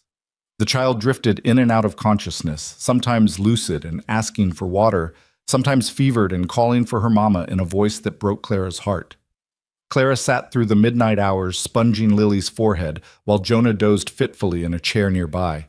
She watched the child struggle through dreams, watched her small chest rise and fall with labored breathing, and felt fear crystallize into something harder, determination.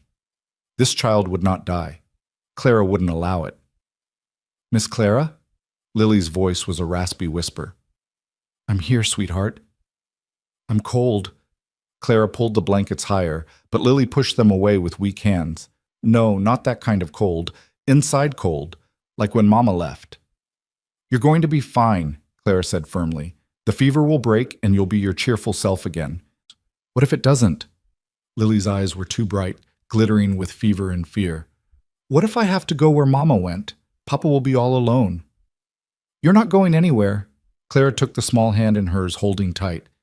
You're going to stay right here and grow up and make cookies with too much sugar on top and drive your father crazy with questions. That's what's going to happen. Promise? Clara thought about all the promises she'd broken, all the times she'd let people down. But she looked at this child's trusting face and knew she would move heaven and earth to keep this one promise. I promise, she said. Lily's eyes drifted closed, her breathing evened out slightly, and Clara felt the first faint hope that maybe the worst was passing. Jonah woke with a start, instantly alert. How is she? Better, I think. The fever feels a little lower. He came to the bedside and touched his daughter's forehead with gentle fingers. Something in his shoulders relaxed just slightly. You're right, it's breaking. They looked at each other across Lily's sleeping form, and Clara saw everything he wasn't saying written in his eyes. Gratitude, relief, something deeper that made her breath catch. You should rest, he said. You've been up for hours. So have you. I'm used to it. That doesn't mean you don't need rest. Clara stood, her joints protesting. But you're right. I should sleep for a while. She made it to the doorway before Jonah spoke again. Clara? She turned back. What you did today, going out in that storm, bringing Mrs. Chen back, that was... He stopped, struggled for words. That was everything. You saved her life. You know that, don't you? We don't know that yet. I know it. His voice was rough with emotion. And I won't forget it. Whatever you decide about staying or going, about Thornton or anything else, I want you to know that you'll always have a place here. Always. You're family now, as far as I'm concerned. Family. The word hit Clara like a physical blow. She'd been alone for so long, had forgotten what it felt like to belong somewhere, to matter to someone beyond what she could provide. She's a special child, Clara managed. Anyone would have done the same. No, Jonah said. They wouldn't, but you did. Clara went to her room and lay down fully clothed, too exhausted to do more. She closed her eyes and felt tears sliding down her temples. Tears of relief, of exhaustion, of something else she couldn't quite name. Through the walls she could hear Jonah's low voice talking to his daughter, could hear Mrs. Chen moving around the cabin with quiet confidence. She'd been here 3 days. 3 days, and already this place felt more like home than anywhere she'd lived since her mother died. These people felt more like family than her own blood had in years. And tomorrow, or the day after, the road would clear and she would have to choose. Marry Samuel Thornton as planned, or stay here in this uncertain situation with this broken family that had somehow adopted her. The choice should have been obvious: security over sentiment, practicality over emotion. That was how smart women survived. But lying in the dark, listening to the sounds of this cabin settling around her, Clara found herself wanting something she'd thought she'd given up on. She wanted to be chosen, Not for what she could provide or how she could be useful, but for herself. She wanted to matter the way family mattered, the way love mattered. She wanted to stay. The realization terrified and exhilarated her in equal measure, because wanting something wasn't enough. She would have to choose it, would have to break her word to Samuel Thornton, would have to risk scandal and reputation, would have to trust that what she felt growing between herself and Jonah and Lily was real, and not just the desperate gratitude of someone who'd been drowning. She fell asleep still wrestling with the question, and dreamed of small hands reaching for hers and gray eyes that looked at her like she was worth saving. When Clara woke, sunlight was streaming through the window, weak winter sunlight, but sunlight nonetheless. The storm had passed. She got up and went to check on Lily, her heart in her throat. The child was sitting up in bed, pale but conscious, sipping broth that Mrs. Chen was spooning to her with patient care. When Lily saw Clara, her face lit up with a smile. "Miss Clara, you're awake. Papa said you walked through a blizzard to save me. Is that true?" "It was barely a blizzard," Clara said, her voice unsteady with relief. "More like enthusiastic snow." Lily giggled, then coughed, but it was a lighter sound than before. The crisis had passed. The child would live. Mrs. Chen caught Clara's eye and nodded approvingly. "Strong girl," she said again. "Both of you. Strong girls. Good match for each other." Clara felt her cheeks heat at the implication, but before she could respond, Jonah appeared in the doorway. He looked like he hadn't slept at all. His eyes were red-rimmed, his face drawn. But when he saw his daughter sitting up and smiling, something in him seemed to crack open. "Hey, little one," he said, his voice rough. "How are you feeling?" "Better?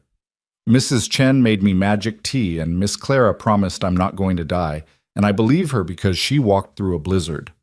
"It really wasn't a blizzard," Clara protested weakly. "Sounded like a blizzard to me," Jonah said, and there was warmth in his eyes when he looked at her. "Sounded like the bravest thing I've heard of in a long time." Clara had to look away from the intensity of his gaze. She busied herself checking Lily's forehead, gratified to find it cool to the touch. The fever had indeed broken. The child would need rest and care, but she would recover. Mrs. Chen stayed through the day, making sure Lily was truly on the mend before she would consent to leave. By late afternoon, satisfied that the danger had passed, she packed up her supplies and prepared to make the journey home. "You pay me later," she said when Jonah tried to press money into her hands. "When you have it. For now, you take care of your girls." "Your girls?" Clara felt the word settle over her like a benediction and a warning both. After Mrs. Chen left, the cabin fell into a peaceful quiet. Lily dozed on and off, her color improving by the hour. Jonah worked in the forge for a few hours, but came back frequently to check on his daughter, his relief palpable every time he saw her breathing easy. Clara cooked and cleaned and tried not to think about the choice looming over her. The road would be clear by tomorrow, probably. She would have to decide. That evening, after Lily had eaten a real meal and fallen into healthy sleep, Clara and Jonah sat together by the fire. They didn't talk, just sat in companionable silence, both exhausted, both still processing how close they'd come to tragedy. Finally, Jonah spoke. "I meant what I said last night, about you being family, that offer to stay. It still stands. It'll always stand." Clara stared into the flames. "I've been thinking about it." And I'm terrified." She turned to look at him. "I'm terrified of choosing wrong, of staying and finding out this is all just gratitude or circumstance, of going and spending the rest of my life wondering what if. I don't know how to make this choice." Jonah was quiet for a long moment. When he spoke, his voice was careful, measured. "Can I tell you what I see when I look at you?" Clara nodded, not trusting her voice. "I see someone brave enough to walk into a blizzard for a child she barely knows. Someone capable and kind and strong enough to survive things that would have broken most people. I see someone my daughter loves already, someone who makes this cabin feel like a home again, instead of just a place we survive in." He paused, then continued. "And I see someone I could care about, if I let myself. Someone I might already care about more than I should." Clara's heart was pounding so hard she could hear it in her ears. "Jonah, I'm not asking you to feel the same way," he interrupted. "I'm just being honest. Because you deserve honesty. If you stay, it'll be complicated. People will talk. It'll be hard work for little pay. But you'll be safe and valued and— He stopped, swallowed hard. And wanted. You'll be wanted here. By both of us. Tears burned in Clara's eyes.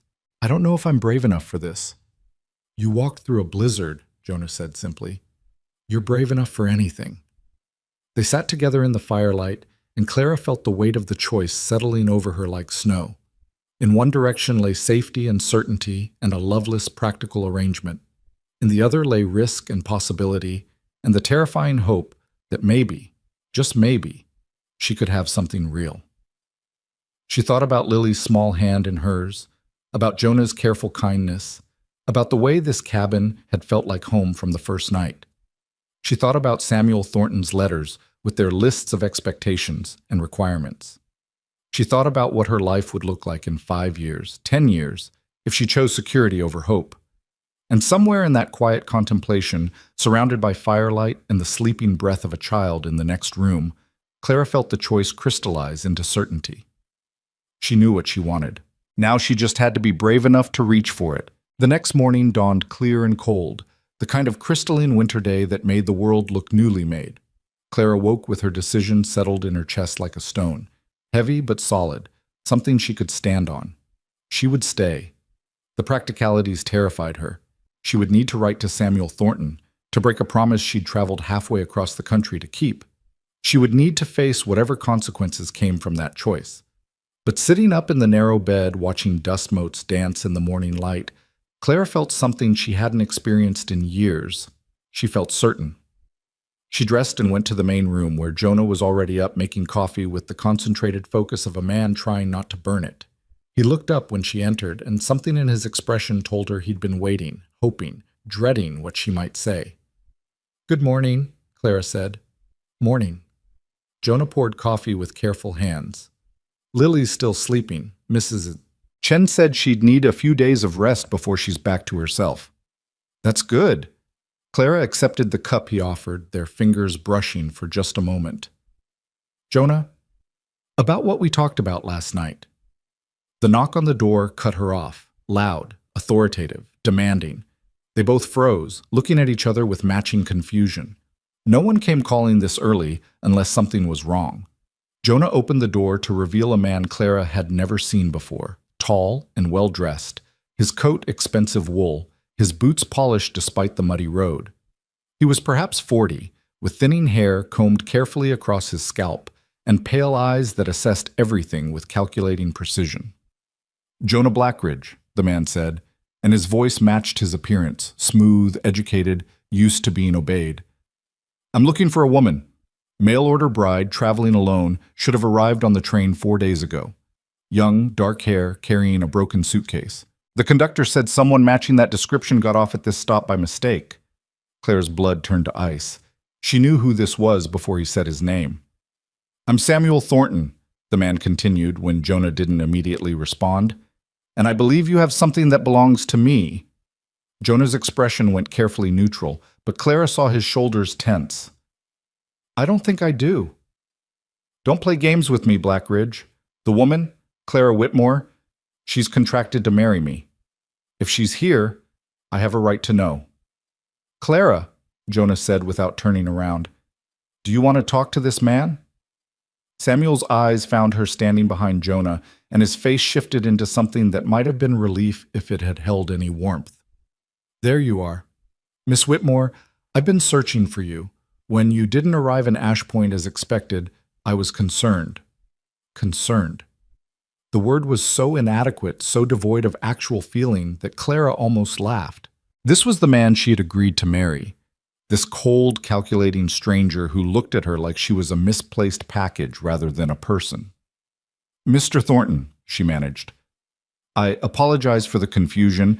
I got off at the wrong stop and the storm prevented me from traveling on. Mr. Blackridge was kind enough to offer shelter." "I see."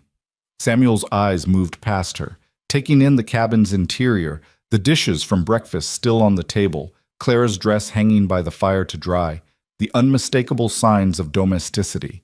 His mouth tightened. And you've been here 4 days, unchaperoned, in a bachelor's household? My daughter was here the whole time, Jonah said, his voice flat. And there was a storm. She had no other options.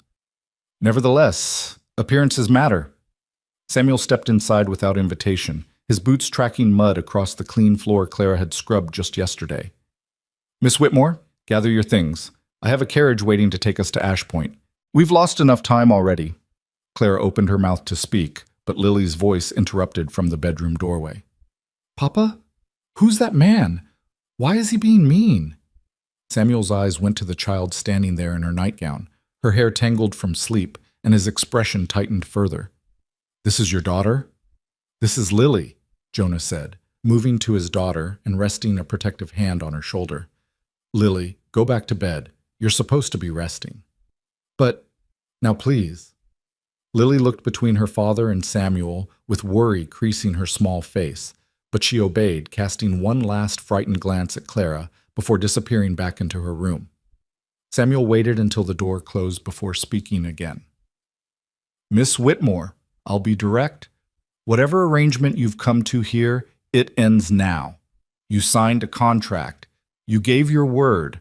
I've invested significant time and money into this engagement, and I expect you to honor your commitment.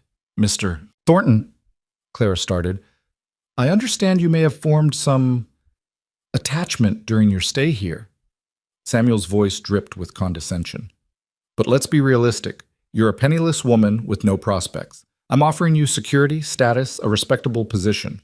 Whatever this man has promised you, I assure you he cannot provide what I can. Jonah's jaw tightened, but he stayed silent, his eyes on Clara. Waiting. Letting her fight her own battle. Clara looked at Samuel Thornton, really looked at him. Saw the expensive clothes and the cold calculation behind his eyes. Saw the way he stood in this cabin like he owned it, owned her, owned everything his money could touch. Saw the future she'd almost chosen, a gilded cage where she would be fed and housed and utterly alone. You're right, she said quietly. You can offer me things Mr. Blackridge cannot. Money, status, security. Samuel's expression shifted toward satisfaction. Exactly. Now, if you'll just... But he's offered me something you never could. Claire's voice was steady now, growing stronger. He's offered me respect, kindness, a place where I'm valued for who I am, not what I can provide. He's offered me a choice. Miss Whitmore, don't be foolish. I'm not being foolish. For the first time in a very long time, I'm being smart. Clara moved to stand beside Jonah, a deliberate statement of where she belonged. I'm breaking our contract, Mr. Thornton. I'm not going to marry you. Samuel's face darkened. You signed an agreement. You gave your word. I paid for your train ticket, arranged for your arrival, and I'll pay you back. Clara lifted her chin. Every penny. It may take time, but I'll repay what you spent. But I won't marry you. I can't. This is ridiculous. Samuel turned his anger on Jonah. You did this. You seduced her, filled her head with romantic nonsense. She was perfectly willing to fulfill her contract until she spent time under your roof. I offered her a choice, Jonah said, his voice dangerously quiet. Something you apparently never did, and she made it. You should respect that. Respect? Samuel's laugh was ugly. You want me to respect this? You're a widowed blacksmith barely scraping by, and you think you can steal another man's bride and call it respectable. Everyone in Ashpoint will know about this. They'll know she spent days unchaperoned in your home. They'll know what that means. It means she had shelter during a storm, Jonah said. That's all it means. Is it? Samuel's smile was cruel.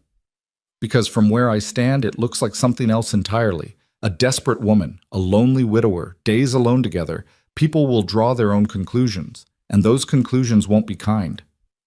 Clara felt cold seeping through her chest. She'd known there would be talk, but hearing it laid out so bluntly made it real. Samuel was right about one thing. Appearances mattered, especially for women with no family or fortune to shield them. Let them talk, she said, trying to sound braver than she felt. I've made my choice. Then you're a fool. Samuel straightened his coat with sharp movements. And when this little fantasy falls apart, when you realize what you've given up, Don't come crawling back to Ash Point looking for another arrangement. You'll find all the doors closed to you. He strode to the door, then paused and looked back. You too, Blackridge. You think this won't affect your business? You think people will want to work with a man who steals another's bride? You've made an enemy today. I hope she's worth it. The door slammed behind him, leaving a ringing silence in his wake. Clara stood frozen, the weight of what she'd just done crashing down on her. She'd broken a contract, made an enemy of a wealthy, influential man, put Jonah's livelihood at risk. And for what? For the possibility of something that might not even work out? Clara, Jonah's voice was gentle. Look at me. She turned to face him and saw no anger in his expression, no blame, just steady certainty. You can still go, he said. If you want to change your mind, go after him. I'll understand. Is that what you want? No. The word was immediate, absolute. But this has to be your choice alone. I won't have you staying out of obligation or fear. Before Clara could respond, Lily burst out of her room. You're staying. Miss Clara, you're really staying. Lily, you should be in bed. I heard everything. Lily ran to Clara and threw her arms around her waist. You told that mean man you're staying with us. You're staying. Clara looked down at the child clinging to her, then up at Jonah, watching them with something raw and hopeful in his eyes. This was her choice. This was what she'd chosen. This makeshift family, this uncertain future, this leap into the unknown. Yes, she said, her voice breaking slightly. I'm staying. Lily's whoop of joy echoed through the cabin. She danced around the room, fever and illness apparently forgotten in her excitement. Papa, did you hear? She's staying. We get to keep her. I heard, little one. Jonah was smiling, actually smiling, wide and genuine and transforming. I heard, but the joy was short-lived. Later that day, after Lily had been coaxed back to bed and the cabin had settled into quiet, there was another knock at the door. This time, it was Mrs. Henderson from 3 cabins over, her face pinched with barely contained disapproval. Mr. Blackridge, she said, not bothering with pleasantries. A word, if you please. Jonah stepped outside, and Clara watched through the window as Mrs. Henderson talked, her hands gesturing sharply. She couldn't hear the words, but she could read the woman's body language, accusatory, scandalized, righteously angry. When Jonah came back inside, his expression was carefully controlled. What did she say? Clara asked, though she already knew. That it's improper for you to be staying here, that people are talking, that I should either marry you immediately or send you away. He met her eyes. She wasn't kind about it. I see. There will be more, Jonah warned. Mrs. Henderson is just the first. Others will come. They'll have opinions about what's proper and what's not. Clara sat down heavily. I've brought trouble to your door. Samuel was right about that, at least. Samuel Thornton is a pompous ass who thinks his money makes him right about everything. Jonah pulled up a chair across from her. But he's not wrong about the talk. This will affect both of us. It might affect my business. It will definitely affect Lily. Then what do we do? Jonah was quiet for a long moment. We could do what Mrs. Henderson suggested, get married, make it official and proper. Clara's heart stuttered. Jonah, you don't have to. I know I don't have to, but it would solve a lot of problems. You'd have protection, a legal position. People would have less to gossip about. He leaned forward, his eyes serious. But I want you to understand something. If we did this, it would be a practical arrangement, like what you had with Thornton, just with someone you actually know. I wouldn't expect anything from you that you weren't willing to give. We'd be partners, helping each other, raising Lily together, nothing more unless you wanted it to be. A marriage of convenience, Clara said. Yes, exactly that. Clara thought about it, about the safety of a legal marriage, about the shield it would provide against gossip and scandal. It was practical. It made sense. It would solve so many problems. But it also felt like surrender, like she'd traveled all this way, broken one contract only to bind herself to another, like she'd traded one gilded cage for another, even if this one had a kinder keeper. Can I think about it? She asked. Of course. Jonah stood. Take all the time you need. I just wanted you to know it's an option. Whatever you decide, you're welcome here as long as you want to stay. Over the next 2 days, the pressure mounted. More neighbors came by with thinly veiled concerns. The general store owner was cold when Clara went to buy supplies. Women she passed on the road whispered behind their hands. Even the children at Lily's school started asking questions that made her come home with confusion in her eyes. "Sarah's mama says you're a bad woman," Lily reported one afternoon, her voice small and hurt. "She says Papa shouldn't let you stay here. But you're not bad, are you, Miss Clara?" "No, sweetheart, I'm not bad. I just made choices that some people don't understand." "I understand them," Lily said fiercely. "You chose us. That's a good choice."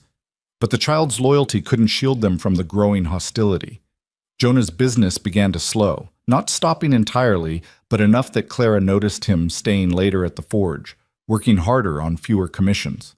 He never complained, never suggested it was her fault, but Clara felt the weight of it anyway. On the third day after Samuel's visit, Clara made up her mind. She found Jonah at the forge, hammering iron with methodical precision, and waited until he paused to wipe his brow. "I'll marry you," she said without preamble. Jonah set down his hammer carefully. "Clara, not because of the gossip, not because it's practical or convenient." She moved closer, her heart pounding. "I'll marry you because I want to, because I choose to, because, in the short time I've been here, you and Lily have become more important to me than my own safety. Because when I think about the future, I want it to be here, with both of you." "You're sure?" "I'm terrified," Claire admitted, "but I'm sure." Jonah closed the distance between them in 2 long strides. He took her face in his scarred, gentle hands and looked at her with an intensity that stole her breath.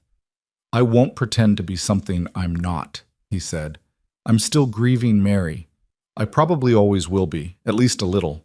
But I care about you, Clara, more than I expected to, more than I thought I could." "That's enough," Clara whispered. "That's more than enough." He kissed her then, softly, carefully, like she was something precious that might break.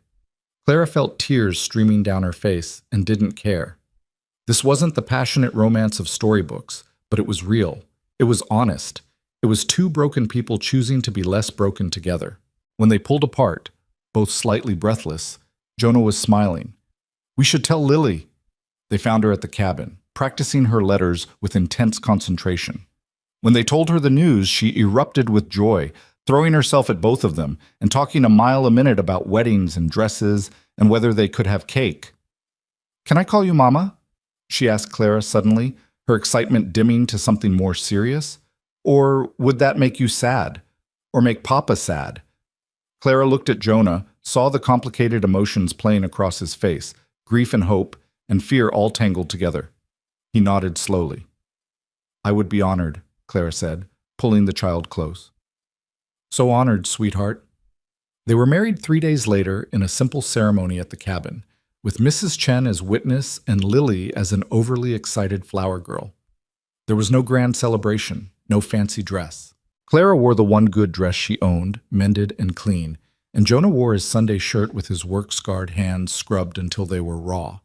The justice of the peace who performed the ceremony was kind but brief. He spoke of commitment and partnership and building a life together, and Clara felt each word settle over her like a blessing and a promise both. When it was done and Jonah kissed her, proper and real in front of witnesses, Clara felt something shift inside her chest. This was it. This was the moment her new life actually began. Not when she got off the train at the wrong stop, not when Lily tugged at her dress, but here, now, choosing this man and this child and this uncertain future with clear eyes and an open heart. The reaction from Ash Point Station was mixed. Some people softened, accepting the marriage as proof that everything had been proper all along. Others remained hostile, whispering that the quick ceremony just proved their suspicions. Samuel Thornton, they heard through gossip, had been furious, had made good on his threat to badmouth Jonah to potential clients in Ash Point proper. But Clara found she didn't care as much as she'd expected. Let them talk, let them judge. She had a home now, a family, people who mattered to her and who she mattered to. That was worth more than all the approval in the world. Still, the consequences were real. Jonah's business continued to slow. Money got tighter. Clara stretched every penny, made their supplies last, cooked meals from almost nothing. They managed, but barely.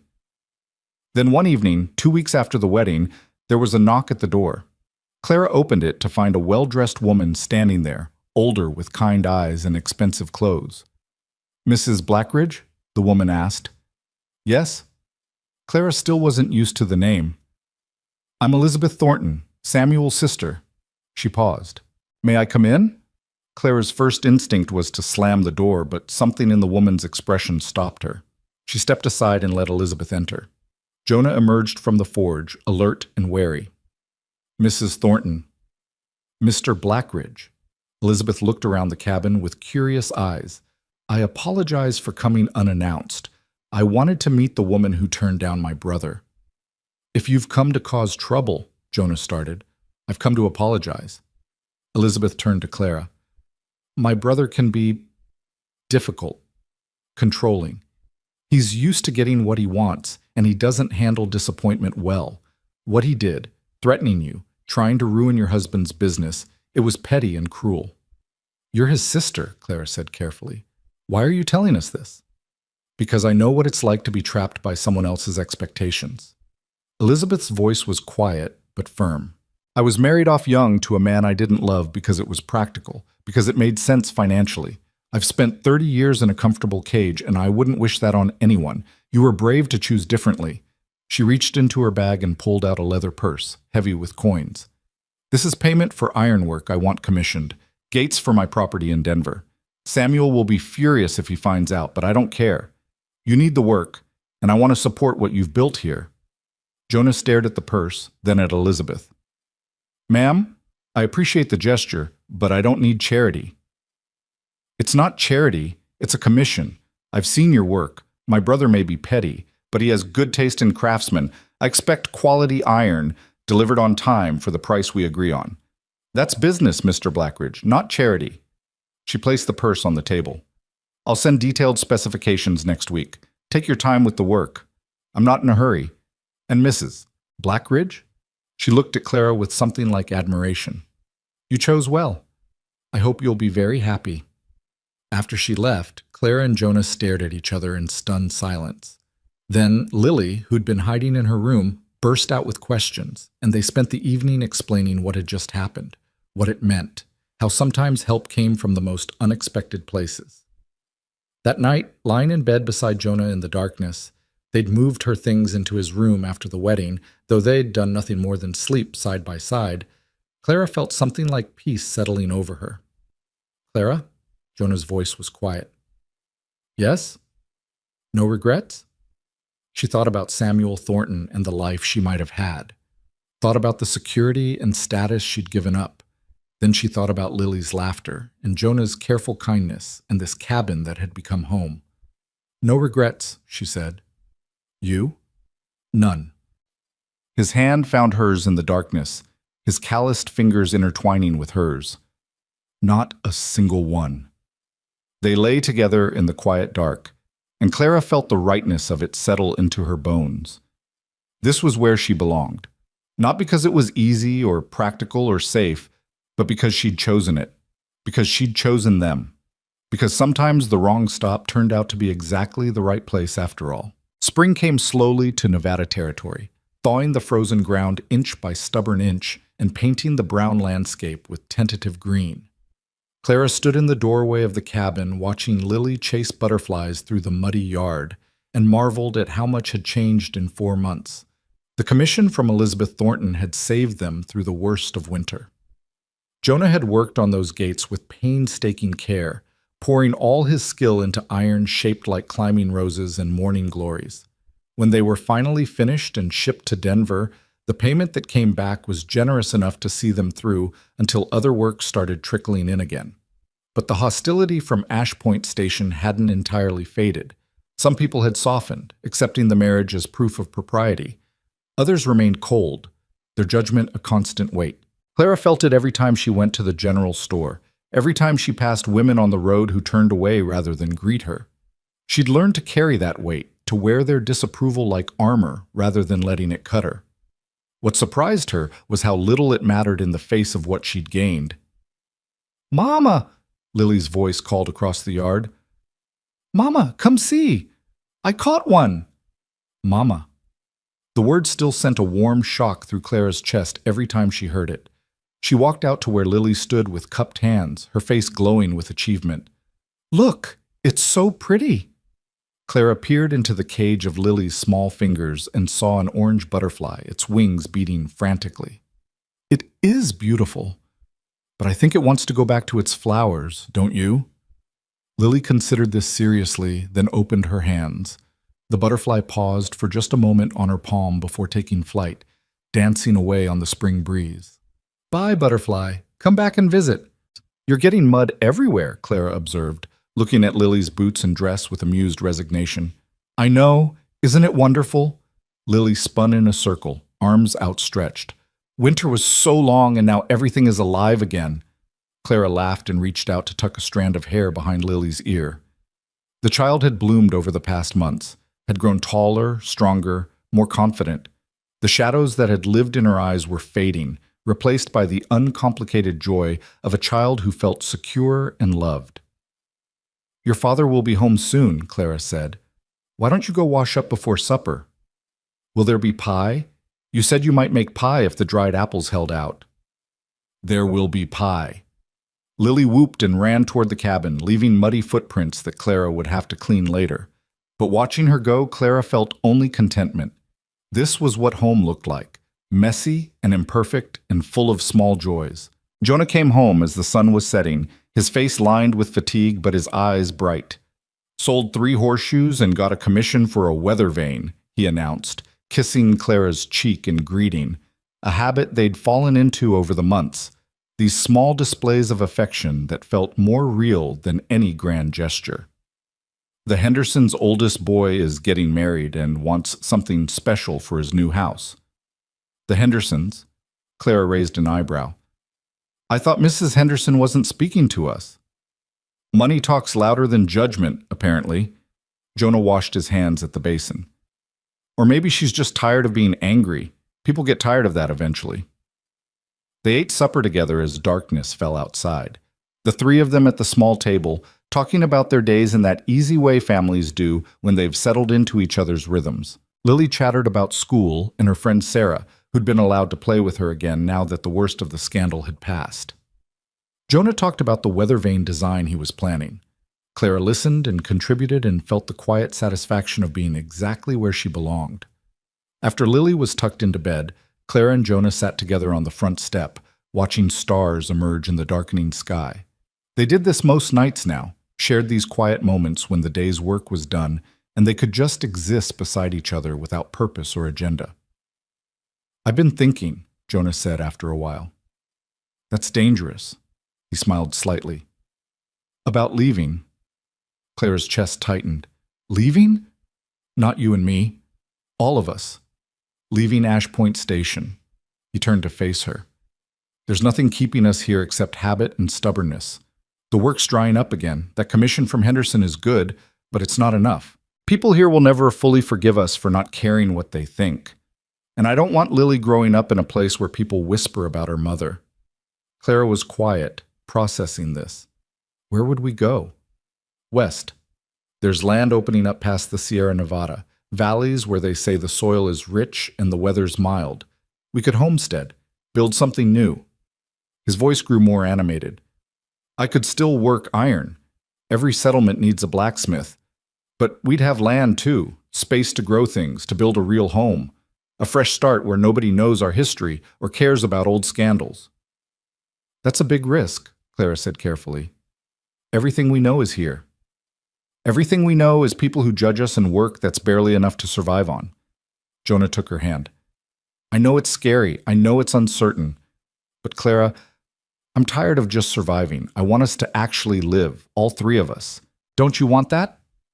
Clara looked out at the darkness beyond their small circle of lamplight and thought about what Jonah was proposing. It was terrifying, leaving the little security they'd managed to build, heading into unknown territory, risking everything on the possibility of something better.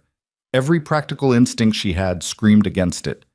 But then she thought about Lily asking why Sarah's mother said mean things about them. thought about the closed faces and cold shoulders she encountered every time she went to town, thought about spending the rest of her life in a place that would never let her forget she'd made choices they couldn't forgive. "Yes," she said. "I want that. I want all of us to have a fresh start." Jonah's relief was palpable.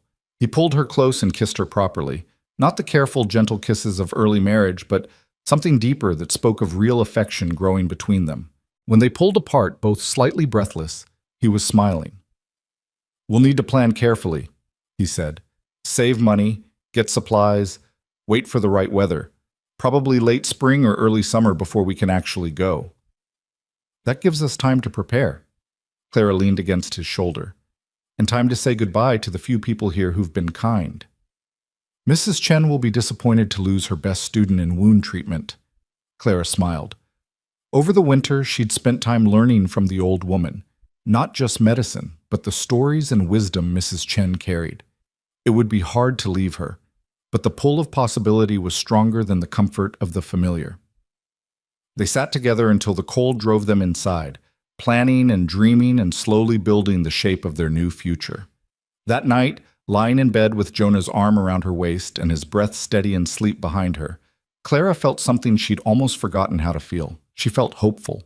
The next morning, Clara went into Ash Point proper for the first time since her wedding. She needed to place an order at the general store, and she'd been putting it off, dreading the encounter. But if they were planning to leave, she needed to stop hiding.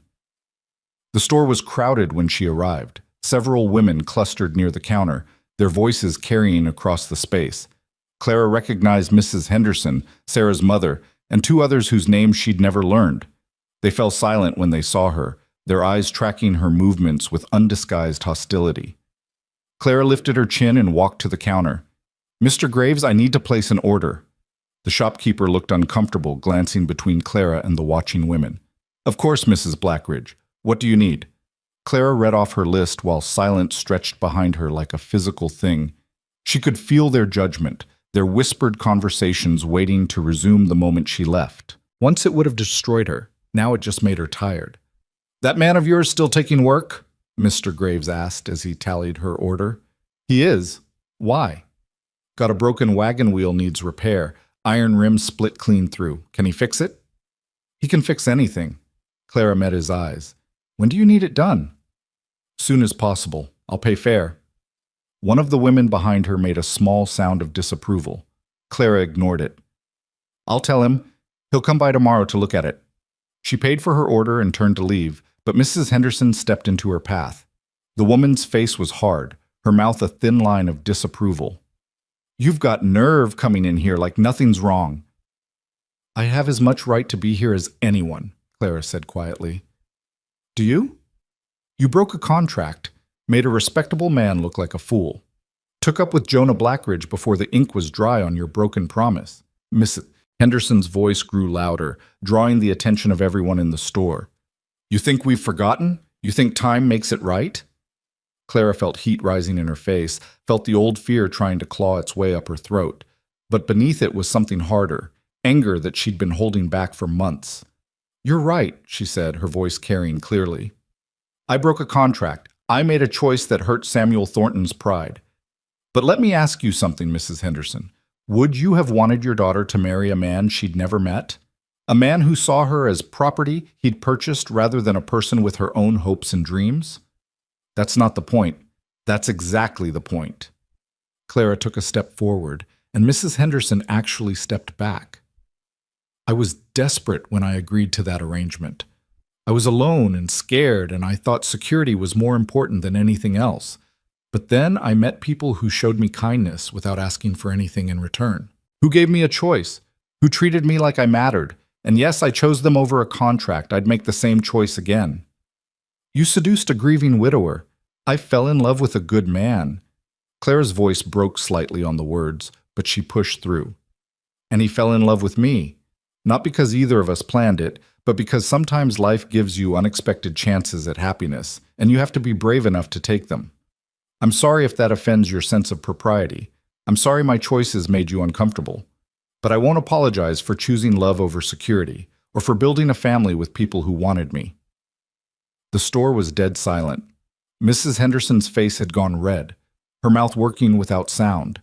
The other women looked between Clara and each other with expressions ranging from shock to something that might have been reluctant admiration.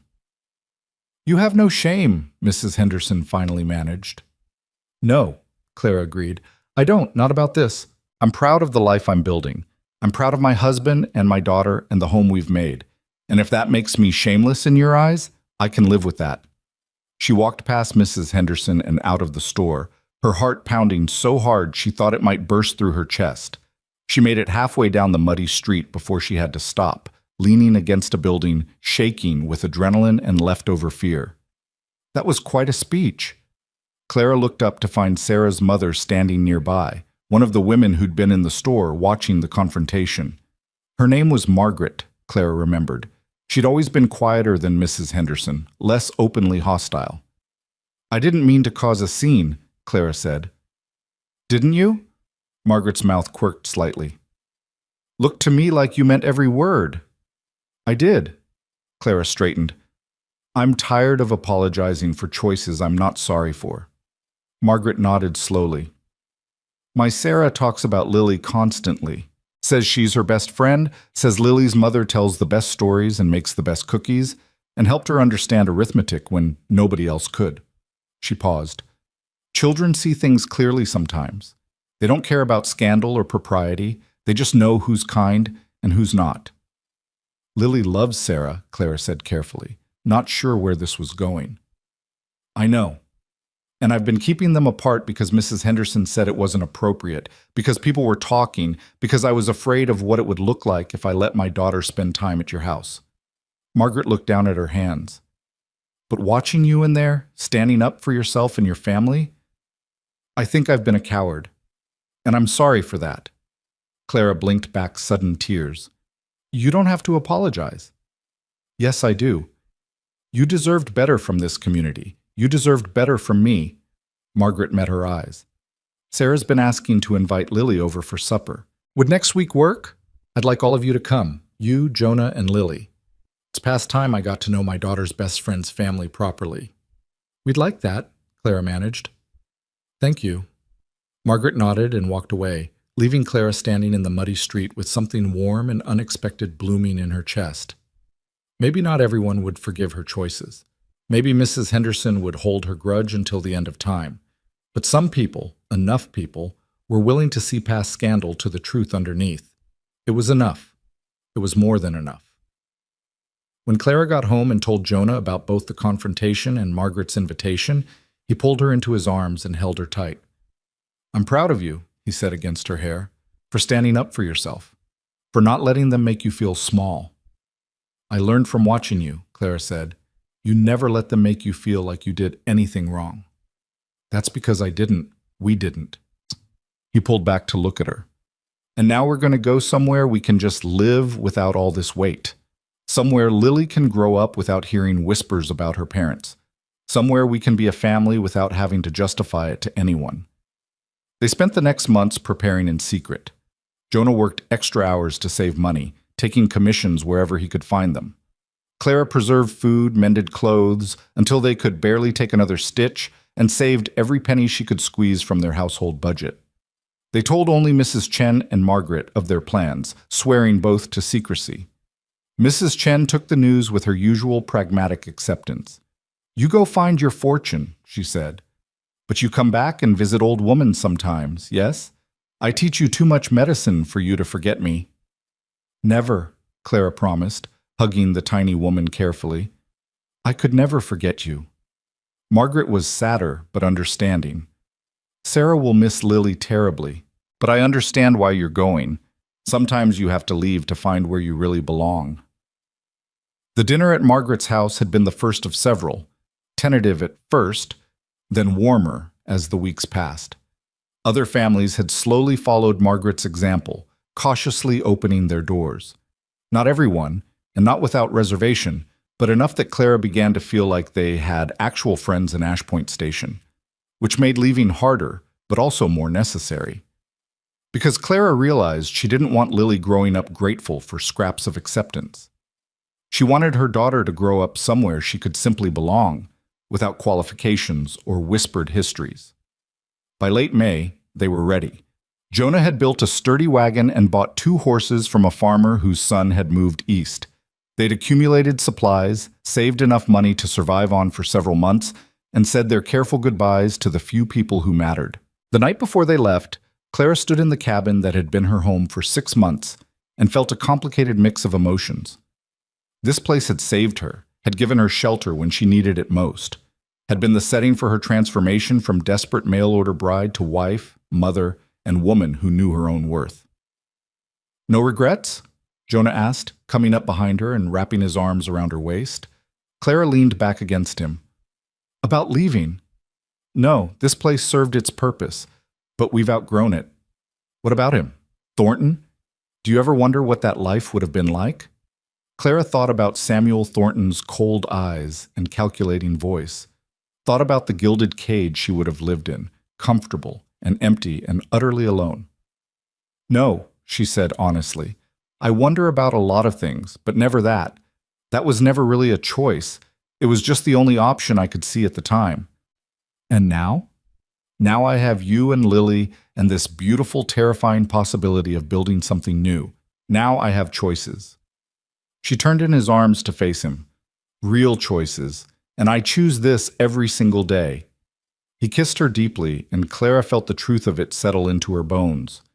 This was love, not the desperate passion of romance novels, but something steadier and more real. It was choosing each other through difficulty, building trust in small daily acts of kindness, becoming partners in the truest sense of the word. They left at dawn the next morning, the wagon loaded with everything they owned and Lily bouncing with excitement beside them. A few people came to see them off: Margaret and Sarah, Mrs. Chen, Mr. Graves from the general store. Even some of the men Jonah had worked with over the years showed up to shake his hand and wish them luck. Mrs. Henderson was conspicuously absent. Clara found she didn't care.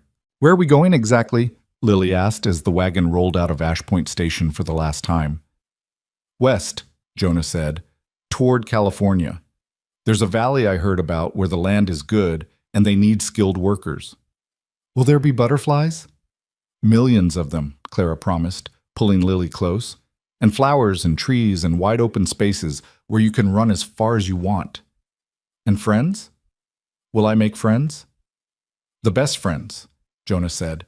"Friends who will know you for who you are, not for anything else."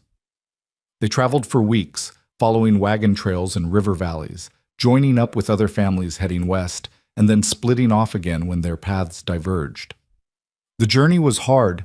There were days of brutal sun and nights of bitter cold, river crossings that left them soaked and exhausted, stretches of road where Lily cried from tiredness and Clara had to dig deep to find the strength to keep going. But there were beautiful moments, too. Sunsets that painted the sky in colors Clara had never imagined. Nights camped under stars so thick they looked like spilled salt. Mornings waking up to find deer grazing nearby, completely unafraid, and always the 3 of them together, facing each challenge as a unit.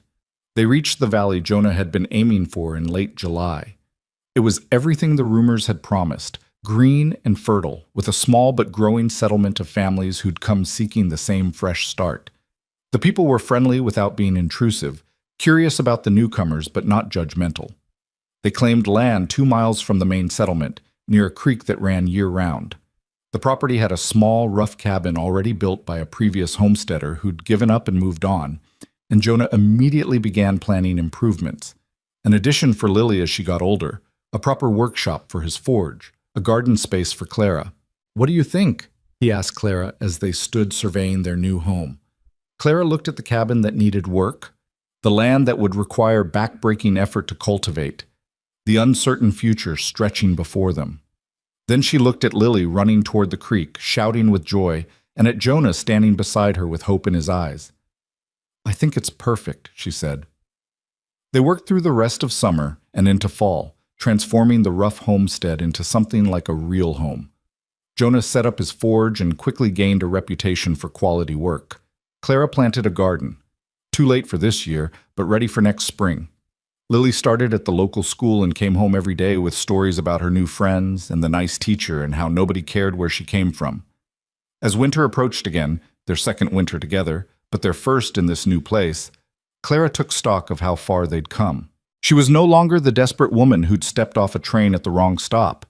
She was no longer afraid of making choices or standing up for herself. She'd become someone she barely recognized, stronger, surer, more certain of her own worth. One evening in late November, after Lily was asleep and snow was just beginning to fall outside, Jonah pulled Clara close and said, "I never properly thanked you." "For what?" "For being brave enough to get off that train at the wrong stop. For staying when you could have left. For choosing us." He kissed her forehead. "For making me remember what it feels like to build a future instead of just surviving each day." "You saved me," Clara said. "Both of you. You gave me a reason to stop running and start living." "We saved each other," Jonah corrected. "That's what families do." Clara smiled and settled more comfortably against him. Outside, snow continued to fall, blanketing their land in white. But inside, the fire burned warm and steady, and Clara felt peace settle over her like a blessing. This was where she belonged. Not in Ash Point Station, not in Philadelphia, not in Samuel Thornton's grand house in Ash Point proper. Here, in this rough cabin in a valley she'd never heard of until a few months ago, with a man she'd met by accident and a child who'd grabbed her dress and said, "Daddy needs you." The wrong stop had become the right place. The mistake had become destiny. And Clara, who'd once thought happiness was a luxury she couldn't afford, had found it anyway in the most unexpected of circumstances. Years later, when Lily was grown and had children of her own, she would ask her mother to tell the story of how she'd come to their family. And Clara would tell it all, the desperate journey west, the wrong stop, the little girl's plea, the choice that changed everything. She'd tell it honestly, without smoothing over the hard parts or pretending it had been easy. "But Mama," Lily's daughter would ask, "weren't you scared? Weren't you afraid you were making a mistake?" And Clara would smile and say, "Terrified. But the best things in life usually require us to be brave. And sometimes the biggest mistakes turn out to be the best decisions we ever make." Because that was the truth of it.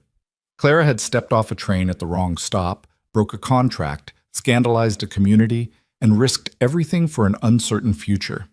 And in doing so, she'd found exactly what she'd been looking for all along, even though she hadn't known she was looking for it. She'd found home. Not in a place, but in people. In a little girl's trust, and a grieving widower's careful kindness, in the daily work of building a life together, in the choice to keep choosing each other, day after day, through good times and hard ones. The mail-order bride who got off at the wrong stop had found her right place after all, and it was more beautiful, more real, and more precious than any destination she could have planned for herself.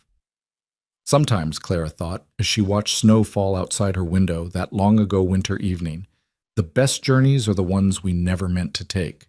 And sometimes home is found not in arriving where we intended, but in being brave enough to stay when we end up somewhere unexpected. This was her home. This was her family. This was her life, chosen freely, built carefully, cherished deeply. And it had all started with one simple mistake, one wrong stop, and a little girl who'd had the wisdom to know that sometimes the people who need us most are the ones we never planned to meet.